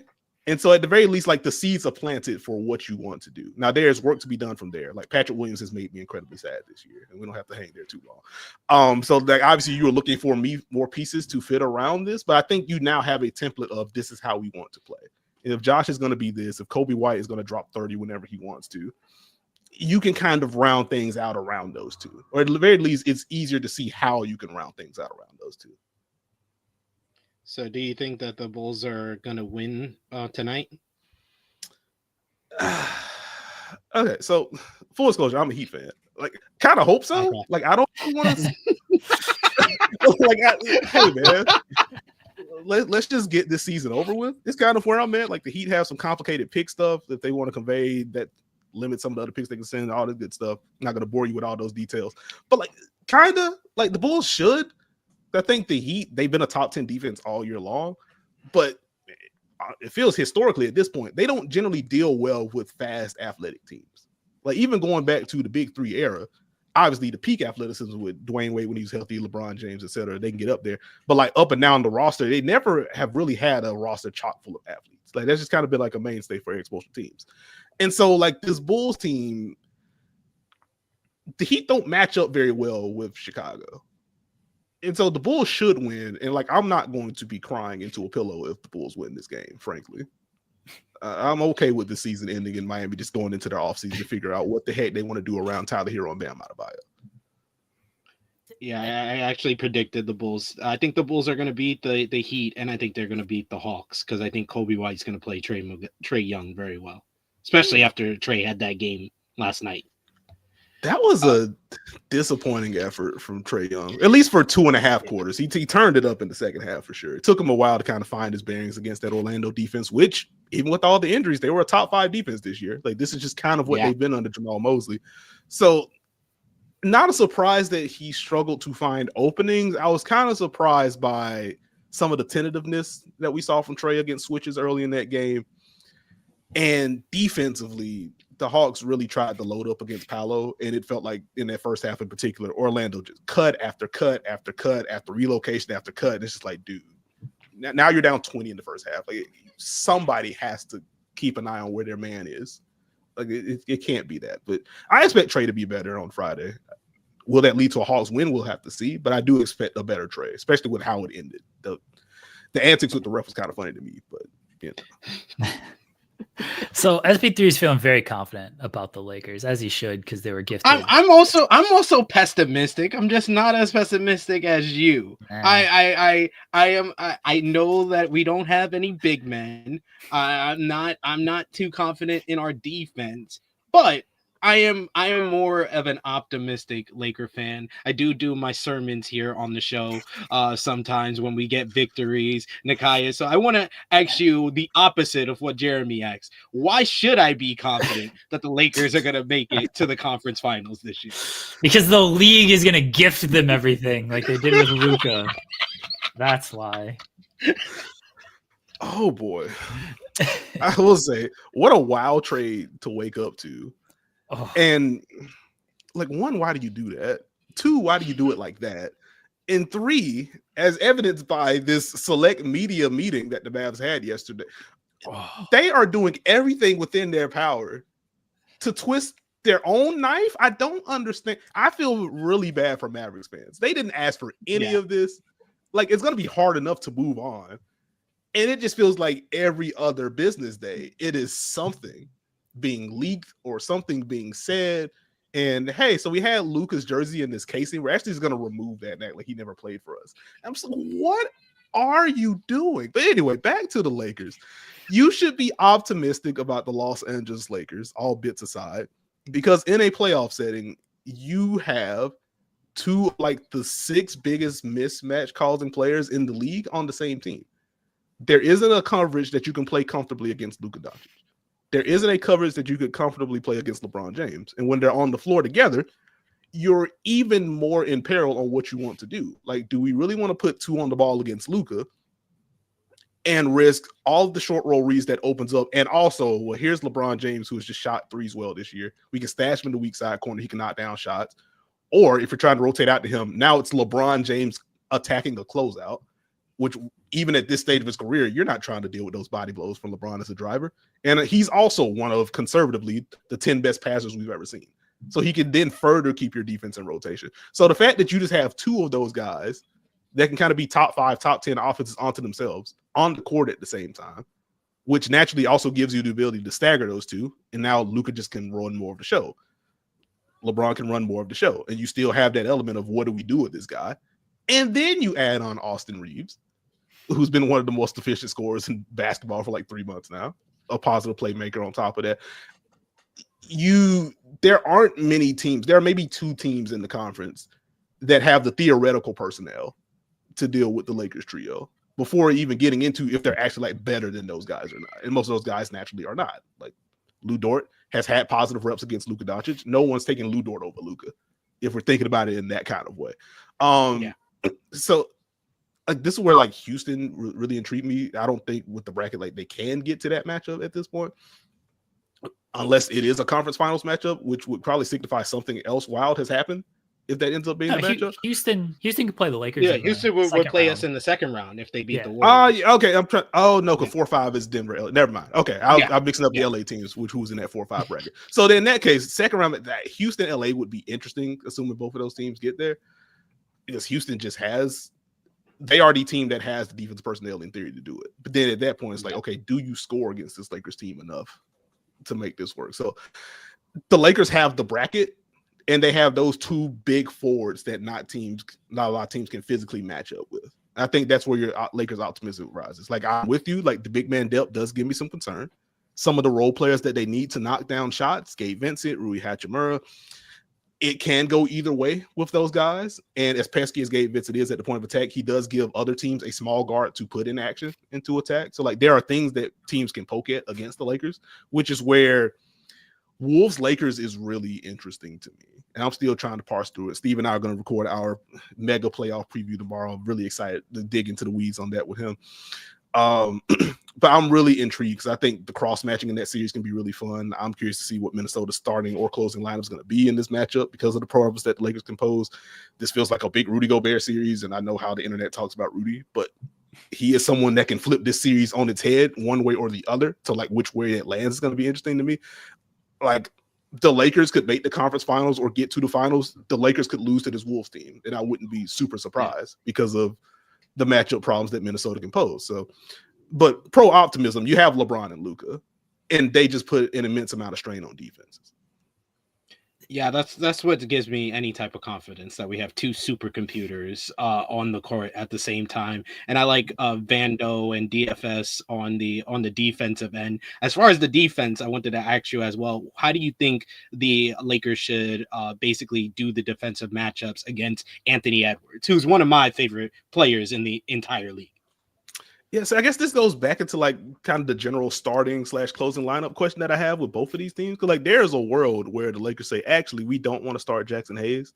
Let's go a little bit smaller. Let's get Dorian in there, or let's go with Jared Vanderbilt. Like we've seen some stray minutes of Jared Vanderbilt taking the Anthony Edwards assignment, or just in general, like he will take on guard assignments at his peak. He's still one of the more versatile defenders that we have in the NBA. So like they could go that route. If they go with their stock starting lineup to have Rui in there, I would imagine that it's just going to be Rui. You do your best against Ant. We're going to switch pick and rolls anyway. Or if Jackson Hayes is involved, like it's going to be drop coverage into a late switch. And so you're kind of getting to the same look anyway. And then as the Lakers have done under JJ all season long, you catch the ball on the perimeter, we are loading up. We have our shell ready. We are in the gaps. If you drive, you're going to be meeting arms and bodies. And so I would imagine it's going to be Rui, or if they go with Jared Vanderbilt in the starting lineup, or if they go Dorian Finney-Smith in the starting lineup, it's going to be one of those 3 guys, I think, that gets Anthony Edwards. And then from there, a lot of switching and a lot of gap help just to try to limit the lanes that Anthony Edwards sees.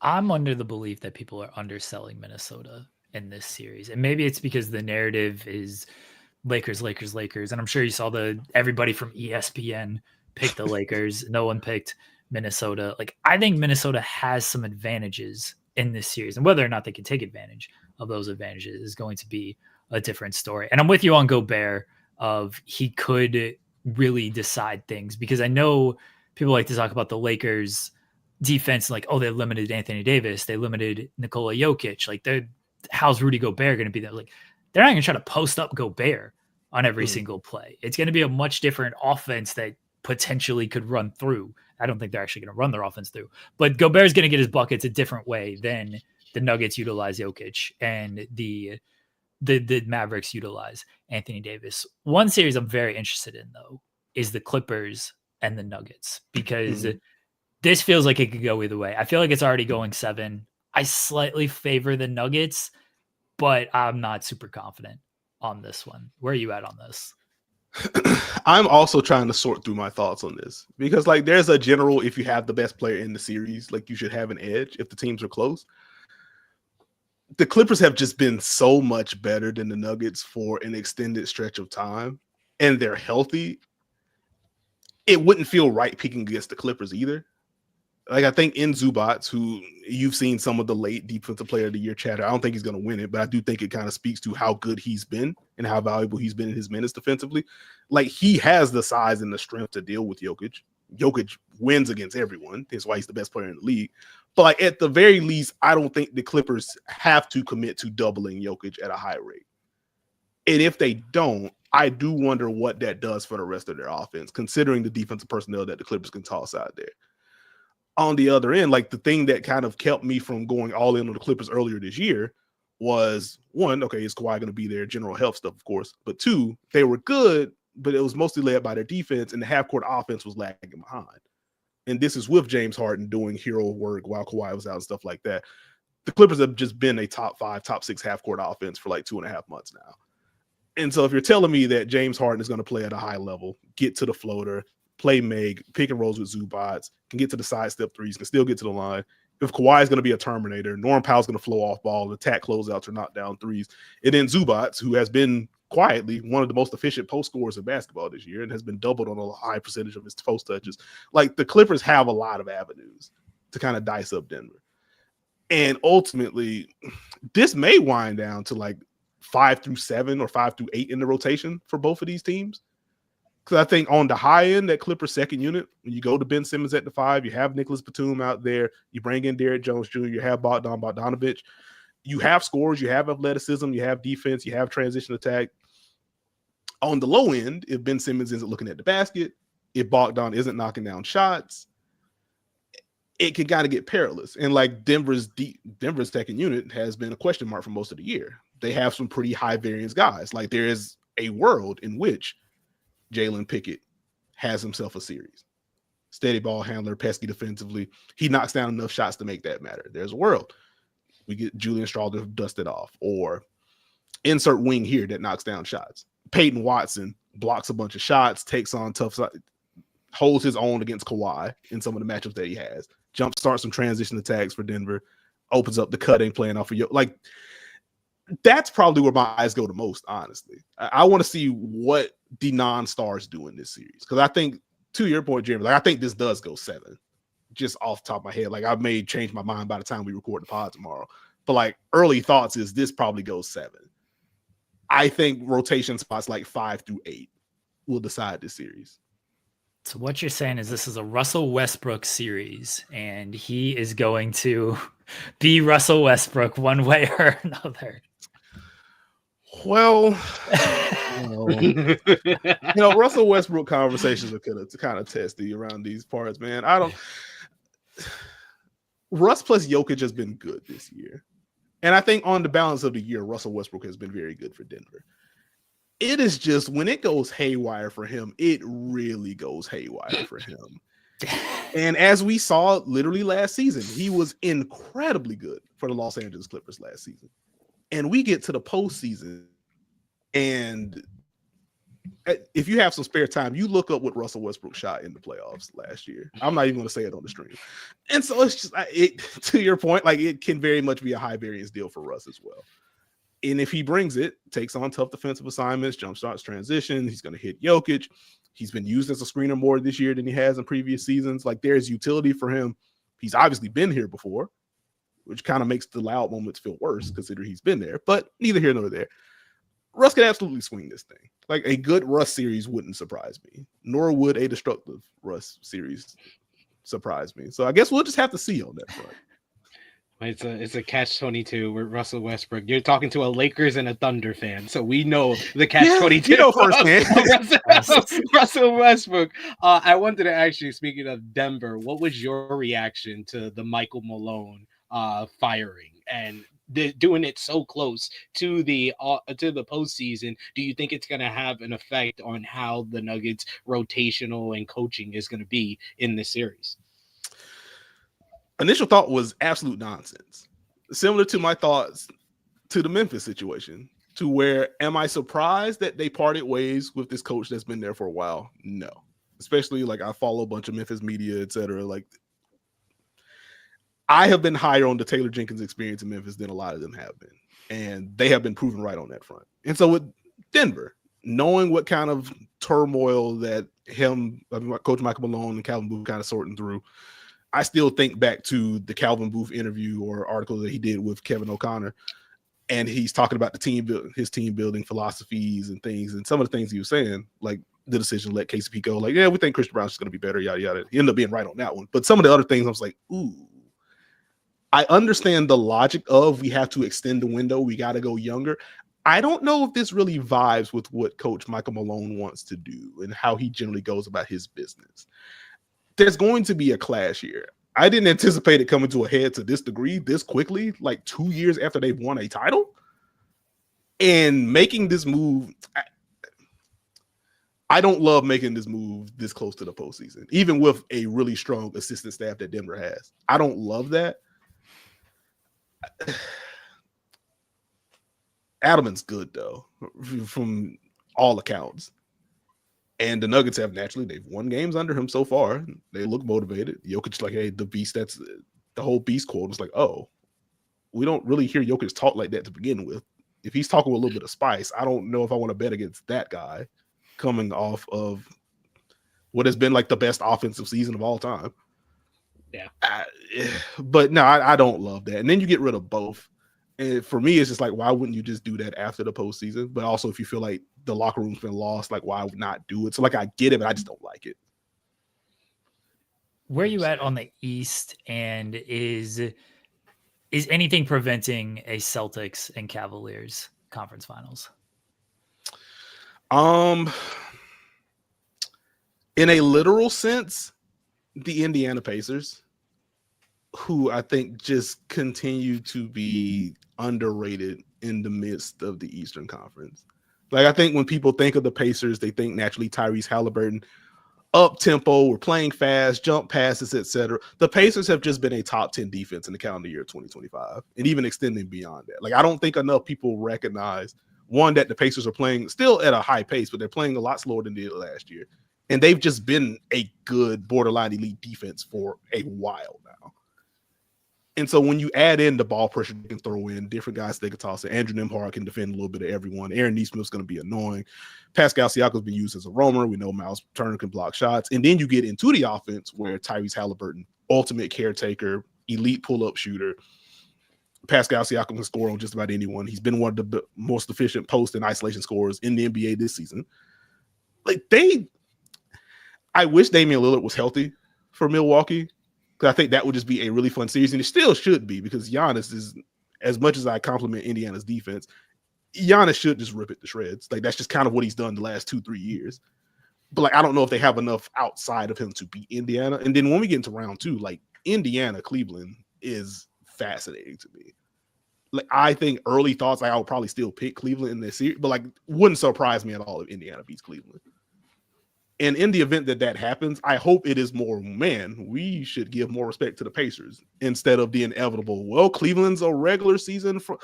I hate the fraud talk and stuff. Like, I think we could just be wow, this team really did something cool, versus actually you were just never as good as you thought you were. That doesn't bother me. But I would say the Indiana Pacers is the answer to my question. Like, I think they could make another, they were in the conference finals last year. I was just about to say that. I was like, they don't get respect for making it to the conference finals 2 years ago. Like they makes no sense. It's a lot of injuries. So like I get it, but they've been good and have been good for a long time. Like people are still indexing on the slow start from Tyrese Halliburton, which I think was fair, but it was also very clear that he just was not healthy yet. Yeah. And as he's gotten healthy and more aggressive, he's back to all NBA form. And Pascal Siakam has played at an all NBA level this year. So like they have a really talented top two. They have a relatively deep roster. They can shift styles. They have a level of lineup versatility. This is a really good team. I agree. All right, we're gonna get you out of here on a wrestling question, and Okay. we're gonna go hot take. What is your hot take bold prediction for WrestleMania 41?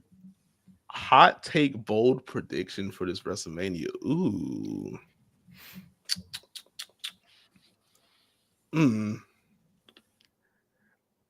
I think Bianca decides the Naomi Jade match in some capacity. Okay. Especially with, I think those matches are on different days. Yeah. If I'm not mistaken. I think we get a Bianca appearance during that match. And it throws something off. And I think that's what they use to kind of jumpstart this. I don't know how much time I have. It just feels like a heel turn is coming for Bianca where they don't really want to go that way because of how the crowd's reacted. I don't like that. I don't understand how Bianca's kind of been turned into the heel of this triple threat match when all she did was win the Elimination Chamber and actually get there. Like, I don't get how we got here. But I think they lean into that and they start the heel turn over the weekend. It's the overseas crowds. They're to blame. Everyone credits them for being so great and being so loud, but they ruined this whole story because Rhea is the true heel of all of this. She's been a complete just whiny baby. Yeah. Thank you for using a better B word than It's trying to help you out. Appreciate it. Guys, we appreciate you joining us, man. Let everybody know where they can find you at. Nekias NBA on all socials and subscribe to the Dunker Spot podcast. Plenty of player-in/playoff content coming soon. And naturally, we're going to be breaking that all down. Also, we just had the WNBA draft on Monday, so we'll be talking about that on the next pod. The WNBA season is jump starting. We are a podcast that does NBA and WNBA X's and O's content. So if you are a seasoned fan or a new fan trying to get into it, come rock with us. We're going to break it down. We're going to have a whole lot of fun doing it. Basketball is awesome. So there you go. There's your quick plug. Follow me on socials. Subscribe to the Dunker Spot podcast with me and the ever great Steve Jones Jr. We appreciate it, guys. Thank you again for joining us. One last thing. I don't know if you've ever heard this clip, but it is Tony Khan speaking about a former MVP. No, I'm serious. I'm dead serious. The MVP of the NBA. Yeah, I'm not making this up. For AEW Rampage, ladies and gentlemen, the Greek Freak, Giannis Antetokounmpo. Let's go. What? Always pops me. What in the world? No, I have not heard that, but thank you for that. That's one of our favorite clips to play when we're talking about the Bucks and Giannis. We love bringing that clip up. So wow, glad we could bring it to your attention. It's incredible. Oh, I should have had, if I knew that clip existed, I would have asked my pod editor to, like, Steve and I think last week we did our final. We don't have official award ballots, at least not yet. Hopefully the NBA smartens up. But either way, but we always do like award talk to kind of close out the regular season. And man, if I would have known that clip existed, like that just would have, when we did the MVP ballots and the all NBA first teams, like I just would have spliced that in. Oh yeah. That is awesome. We use that drop all the time when we're talking about Giannis. So glad we could bring it to your attention. Thank you for that. Oh my goodness. Guys, enjoy your day. Enjoy the playoffs. Thanks, guys. We appreciate it. Thank you, man. Thanks for having me. Thanks, man. Bye. Later, bro. There we go. Nekias Duncan from the Dunker Spot. That was fantastic. Yeah, I was really excited to get him on. If you're an NBA fan, you gotta check out his content. He's very X's and O's, very logical with the stuff he does. So appreciate Nekias joining us here today. And I'm glad we could play the Giannis clip for anytime him. That's the best thing ever. I thought about the best drop that we have on this show. Like as you know, as we were wrapping up, like I just thought about it, and when he mentioned he wasn't like a big AEW fan, like wasn't paying too much attention to it, I was like, oh, he's probably never heard this, so I'm just gonna play it and see if he's heard it and get his reaction to it. So I'm very glad that we got that. I'll play it again at the end.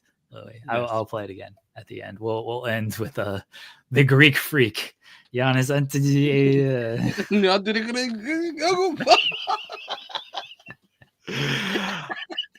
Oh, great. AEW Dynamite tonight. Well, we got to talk about NXT a little bit. Why?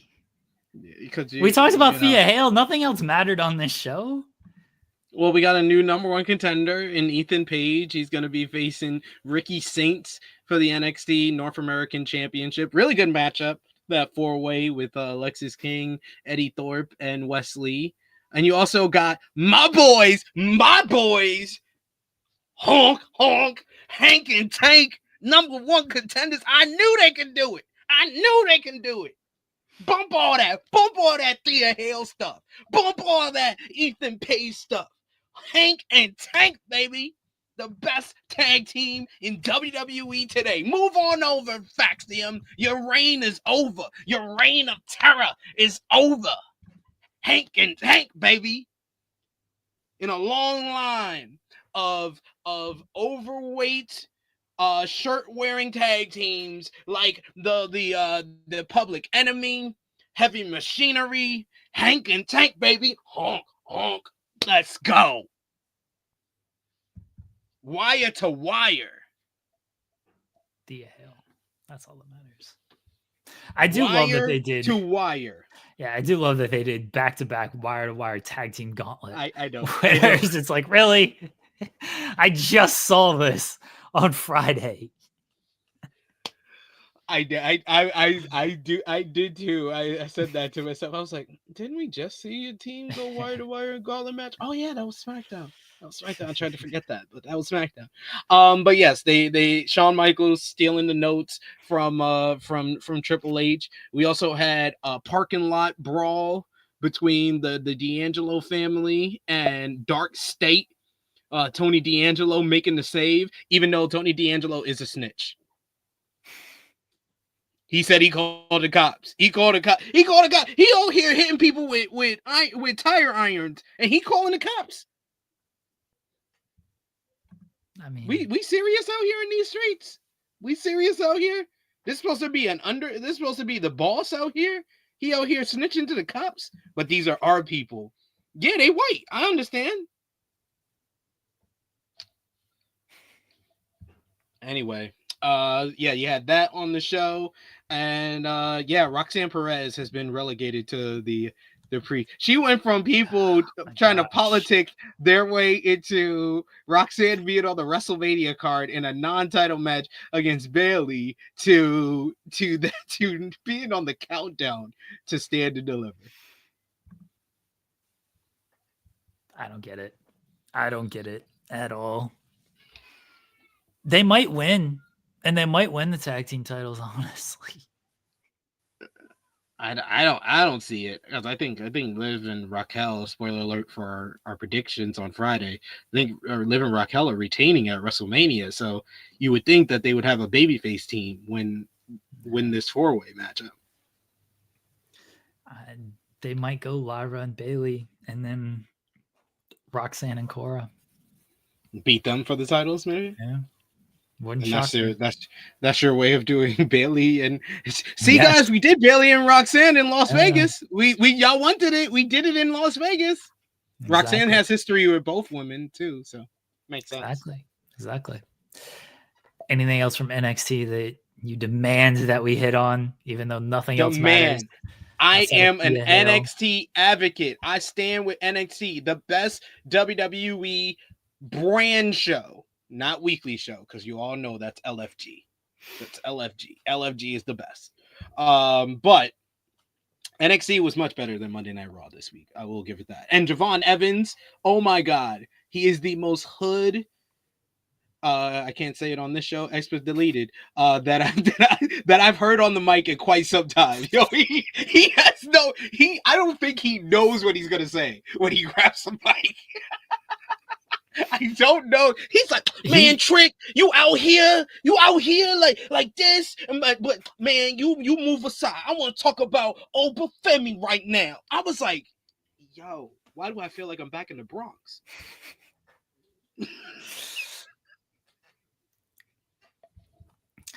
That was a fine segment. Now Javon's standing tall. He's probably losing on Saturday, but that was a fun segment, I thought. Yeah. Like NXT was a good show. NXT's been a relatively good show because what I've always appreciated about NXT, stuff happens. Maybe not all of it's good, but stuff just happens on that show, and I will take stuff happening over a bunch of nonsense where it feels like nothing is going on. And that's what the middle of Raw felt like. It felt like there's nothing was happening, but stuff happens on NXT. Sometimes it's too much, but stuff happens. For as haphazardly as the Stand and Deliver card was made, at least that was an effective go-home show. That show was all about setting up stuff for Stand and Deliver, and it made you get excited for Stand and Deliver a lot more than Monday Night Raw made you excited for WrestleMania. So, thumbs up for NXT this week. I gave a thumbs in the middle yesterday on the Raw review show on True Hill Heat. I give it a 6.5 out of 10. NXT is a full point higher. Give it a 7.5 out of 10. AEW Dynamite tonight. They break the Nitro record for longest running episodic weekly television programming on Turner broadcast, since it started on TNT and now it's on TBS. So it's Turner as a whole, not just TNT. Like we were talking about before Nekias came on, I'd go full petty on this thing. I need sorry. I mean, maybe he'll show up and Tony Khan can like throw him in a dumpster or something. I need Tony to come down from the motorcycle like Bischoff did. Remember when he did that shit on Nitro? Yes. I need Tony to do that. And challenge Bischoff to Slamboree 1998. I don't need him to challenge. I just need him to come down on the motorcycle and that's it. And just start a justified "this is awesome" chant. No mention. He doesn't need to say anything. Just do that bit. And you're either going to know and you're going to love it, like I assume most of the audience will. And if you don't know, then who cares? It's only going to take up 3 minutes on the show, if that. So that's what I want. I want the show to start with Tony. You think Tony's ever been on a motorcycle in his life? Yeah, on the back of it, holding on to someone bigger. Yeah. Let's ask Tony. You gonna tag him in X? Yeah. Hello, Tony Khan. Congratulations. Start off with congratulations. I don't want to be like I'm coming off paid. You know, I don't want to be accused of being a paid shill. You know what I mean? So I think we have a better chance of him answering if you start off with congratulations. Maybe. Okay. All right. Congratulations on. I'll just say AEW Dynamite hitting 289 episodes. Yeah. That is the number, right? Somebody correct me. 289 episodes. Have you ever been on a motorcycle? No reason. Oh, wait, hold on. If not, tonight might be a cool time to come out on Dynamite on a motorcycle that descends from the top of the building. Yeah, maybe it lowers from the ceiling. I don't know. That seems cool. That seems like a cool idea. Just a thought. Seems cool. Good luck. There we go. All right. We've tweeted Tony Khan. We'll see. He's already got me blocked at this point. Like, he's like, oh, this fucking guy asking for Vanilla Baby. And once again, standing next to a mountain, you chopped it down with the edge of your hand. But This is a pay-per-view worthy card That's a great as lineup. well It's a for great lineup. Dynamite. When they were announcing the matches on Collision, it just got me excited. I thought Collision was great as well on Saturday. So they Collision was a full 2 points higher than Dynamite last week. Dynamite was another kind of thumbs in the middle, thumbs down show following Dynasty, but the Collision was excellent. I think tonight is going to be one of the best Dynamites of the year. Please give Mercedes and Athena at least 15 minutes, Tony. You should have added that to the tweet as well. We need them to either open the show or close the show. I'm going to say preferably open the show, because I feel like when you open the show, you get more time than even when you close the show, and more people is going to watch when you open the show. So Athena and Mercedes to kick things off, and then probably close with Ospreay and Takeshita, because that's going to probably be like match of the night, probably best TV match of the year. But knowing Tony, he's going to end with the Death Riders, because the Death Riders are the big draws, right, Tony? I think Mercedes is going to open the show, considering they're in Boston, and that would seem to be the the way that they would go for this, is Mercedes opening against Athena. So that's my guess. And I think Ospreay Takeshi is going to close. I think Death Riders is just somewhere on the card. I guess it depends on if top of the second hour.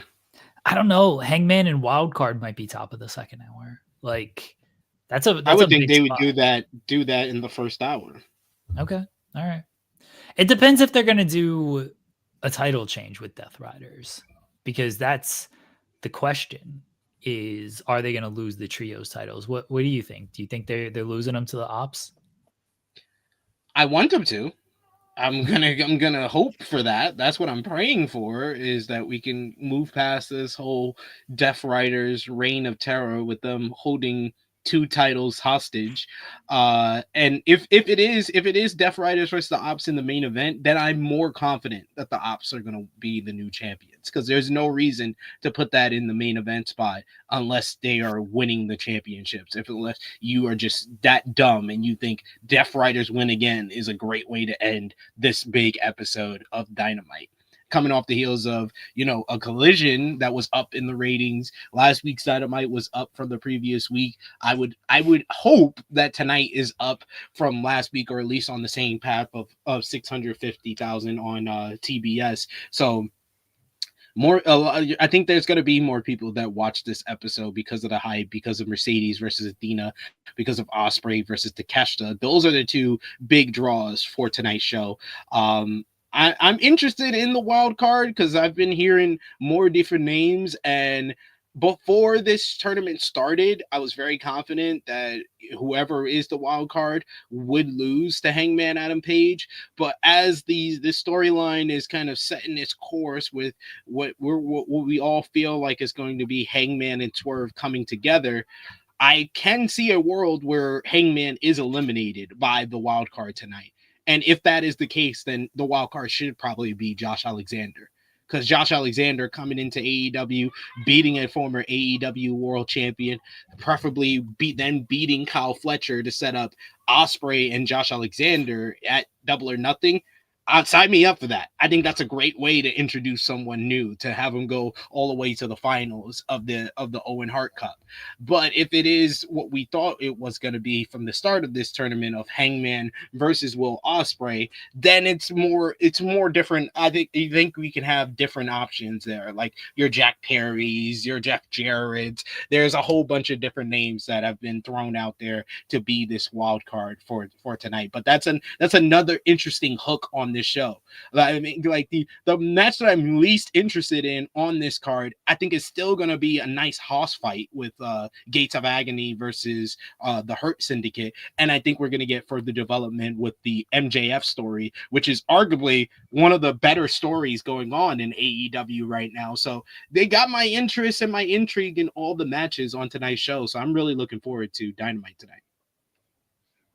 Here's how the show ends, SP3. It is the Ops against the Death Riders, and the Death Riders win. And, they're doing, they don't really have a celebration or anything, but they're doing Death Rider stuff. They might kill the Ops, something. We need more murder, as always. on this show. And then the lights go down. And we get I'm vanilla, baby. the lights go That down. time I'm not even upset because I thought that's what you were gonna do. The lights go down. Here's my real pitch. The lights Mhm. go down and a video screen pops up and it's Darby Allin. And it was all a work that he was going to climb Everest on April 15th. He's actually already climbed Mount Everest and he lowers down from the ceiling like he's coming down from Everest and he takes out the Death Riders. What do you think? I wouldn't mind. I wouldn't mind if it's a video of Darby Allin on Everest, and he's like, "Once I'm done here, I'm coming for you, Moxley." I don't know why Darby has a deep voice, but Yeah, I wouldn't mind that. Darby voice I is wouldn't good. mind that. I wouldn't mind if he's on top of Everest and he's sticking the AEW flag. He's like, "If I make it down from here, Moxley, I'm coming for you." Okay, what about this pitch? Since they're in Boston, right? Mhm. The Death Riders, they got their briefcase and their titles and everything, and the lights go down, and all of a sudden, you just hear. No, I'm serious. I'm dead serious. The MVP of the NBA. I'm not making this up. For AEW Rampage, ladies and gentlemen, the Greek Freak, Giannis Antetokounmpo. Let's go. And then the Boston crowd just boos because they're like, where's Jason Tatum? Where's Jaylen Brown? What do you mean AEW Rampage is back? What is this? Oh, I wouldn't mind that. I wouldn't mind that at all. That's how the show ends. With Giannis Antetokounmpo, let's go. Just join in and be. He's all elite. He's gonna skip the NBA playoffs, and he's all elite. He's coming after the Death Riders.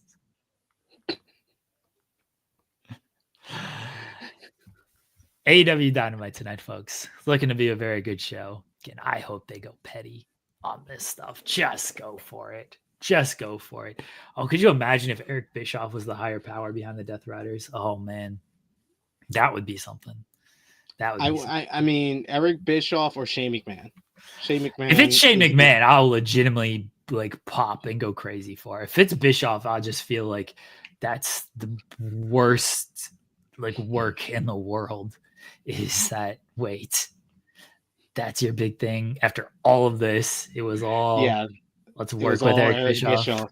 Now we're working with Eric Bischoff. Eric Bischoff has just been shilling to increase the name value of AEW. That's what this has Yeah. all been all along, to keep AEW in the headlines, but in a negative fashion. Yeah, if it's Shane McMahon, I'll be legitimately excited. That would rule. All right. Anything else, SV3? No, I don't think there's anything else. We covered Naito breaking my heart. We didn't cover Mariah May. The Mariah May update. Oh, yeah. Update Okay. from I'll give the yesterday. update. All right. Let me pull that up. So yes, we did talk about Mariah May yesterday.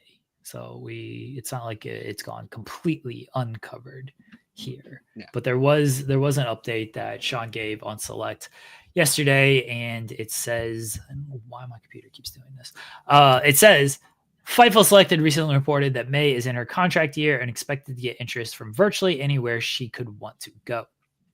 Wrestling Observer had noted that people close to her believe WWE has always been the goal, and people in AEW expected her to go to WWE. While there are some that believe that, Fightful has spoken to sources since the start of this being reported who claim she's being wise and maximizing leverage and negotiating power. AEW absolutely hopes to retain Mariah May, from what Fightful Select has been told throughout this entire process. We've not heard of her being at any shows until AEW Revolution. So there you go when it comes to Mariah May. She's not on any internal rosters or anything like that. She still has a few months left on her deal. So Mariah May ain't showing up at WrestleMania or anything. Don't expect that. We will see what happens when it comes to Mariah May. My stance is really not changed on Mariah May. It's whatever she wants to do, whatever she wants to chase and be happy with. More power to her. She's been posting some thirst trap pictures on her social media yesterday, on X. I'm gonna check. Apparently there's another vague post from her on Instagram. I wanted to provide any updates. Might be just another thirst trap picture, but who knows? Just gonna double check here before we wrap things up to see what Mariah May is saying on social media. But this is just a wise decision by her to play both sides. That's what I think every freaking wrestler should do. You should play both sides. Don't be going out here and taking pay cuts for a dream. Dreams are all nice until you wake up and then you look at your bottom line. And maybe you get injured and something happens, or anything can happen. They don't treat you the right way. They don't push you in the right position. Someone else skyrockets above you in your spot. You might miss out on WrestleMania this year. You might miss out on WrestleMania the following year because the creative doesn't have anything for you. There's a whole different types of things that can happen to you. I'm all for people chasing their dream, and I respect Stephanie Becerra for doing that. I respect anyone who thinks that WWE is the end all be all in the dream out there. But if you got a billionaire's kid who wants to give you millions of dollars to do what you love, I think that's also something that you should consider. There's also something you could consider where you could get a boatload of money and then chase your dream in like 3 more years. I think that that's also a valuable option. See, my light is even agreeing with me. My light is jumping out the building right now because it feels what I'm saying. It feels what I'm saying. I'm fine. It's my light. My light is not fine. My light just fell. But I'm gonna check Mariah May's. All I see is her pinned tweets of her posting thirst traps.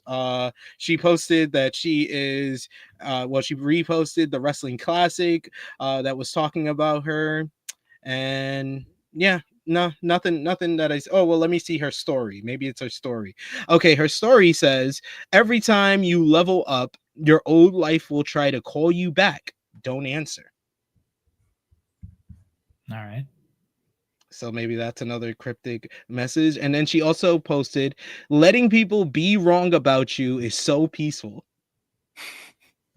So that she's playing the game. She's playing the game to perfection. I like it. I like what Mariah May is doing. She is doing what I suggest every wrestlers do: is play both sides against each other and make one side and especially if you are leaning towards one direction, if you are leaning towards going to WWE, play it off like you will go back to the AEW, so they will put another 0 on that check. Yeah. That's what you should be doing. That's what you should be doing. All right, folks. We will be back tomorrow. We will be talking about Dynamite and anything else that might be happening in Instagram caption ass statements. That's what they are. Like, she's not giving you anything with this. No. She's just making inspirational statements, and then people are going to do what they're going to do with them. So not me. I got other stuff to listen to, or worry about, like this next Seth Rollins interview that I'm about to listen to. Be a doozy. What shows are up on what shows are going on today besides Dynamite? There's the GCW WWE ID tournament, and there's what time does that start? 7 Eastern. Okay. And Dragon Gate USA is, I think, 11. Yeah, 10 or 11 Eastern. Okay.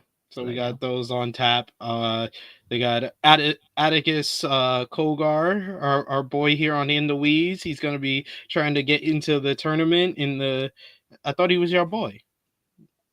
I've never interviewed Atticus Kogar. Oh, I thought he was your boy. I think Joel said that before. But but we shall see. Don't worry, ladies and gentlemen. I will be doing C level. I've saved it for Thursday. We had a off air conversation. We're saving it for Thursdays. That's what y'all come for on Thursdays. I will cover all the C level WWE shows, LFG, Evolve, unless someone from New Japan leaves the company in the morning. Then we're going to talk about that. Yano. The whole discussion is Yano tomorrow. Yano, we love you, Yano. Please. Yano does rule. Folks, we'll be back tomorrow. Myself and SP3, again, recapping Dynamite, talking anything else that might be happening in the world of wrestling. Big shout out to Nekias Duncan for joining us here today. We'll be watching the NBA playoffs tonight some more as well. So enjoy watching the wrestling tonight, or don't, whatever you're watching, whatever you're doing on a Wednesday night. Enjoy yourself. Take care of yourself. We'll talk to everybody tomorrow. Bye, everyone.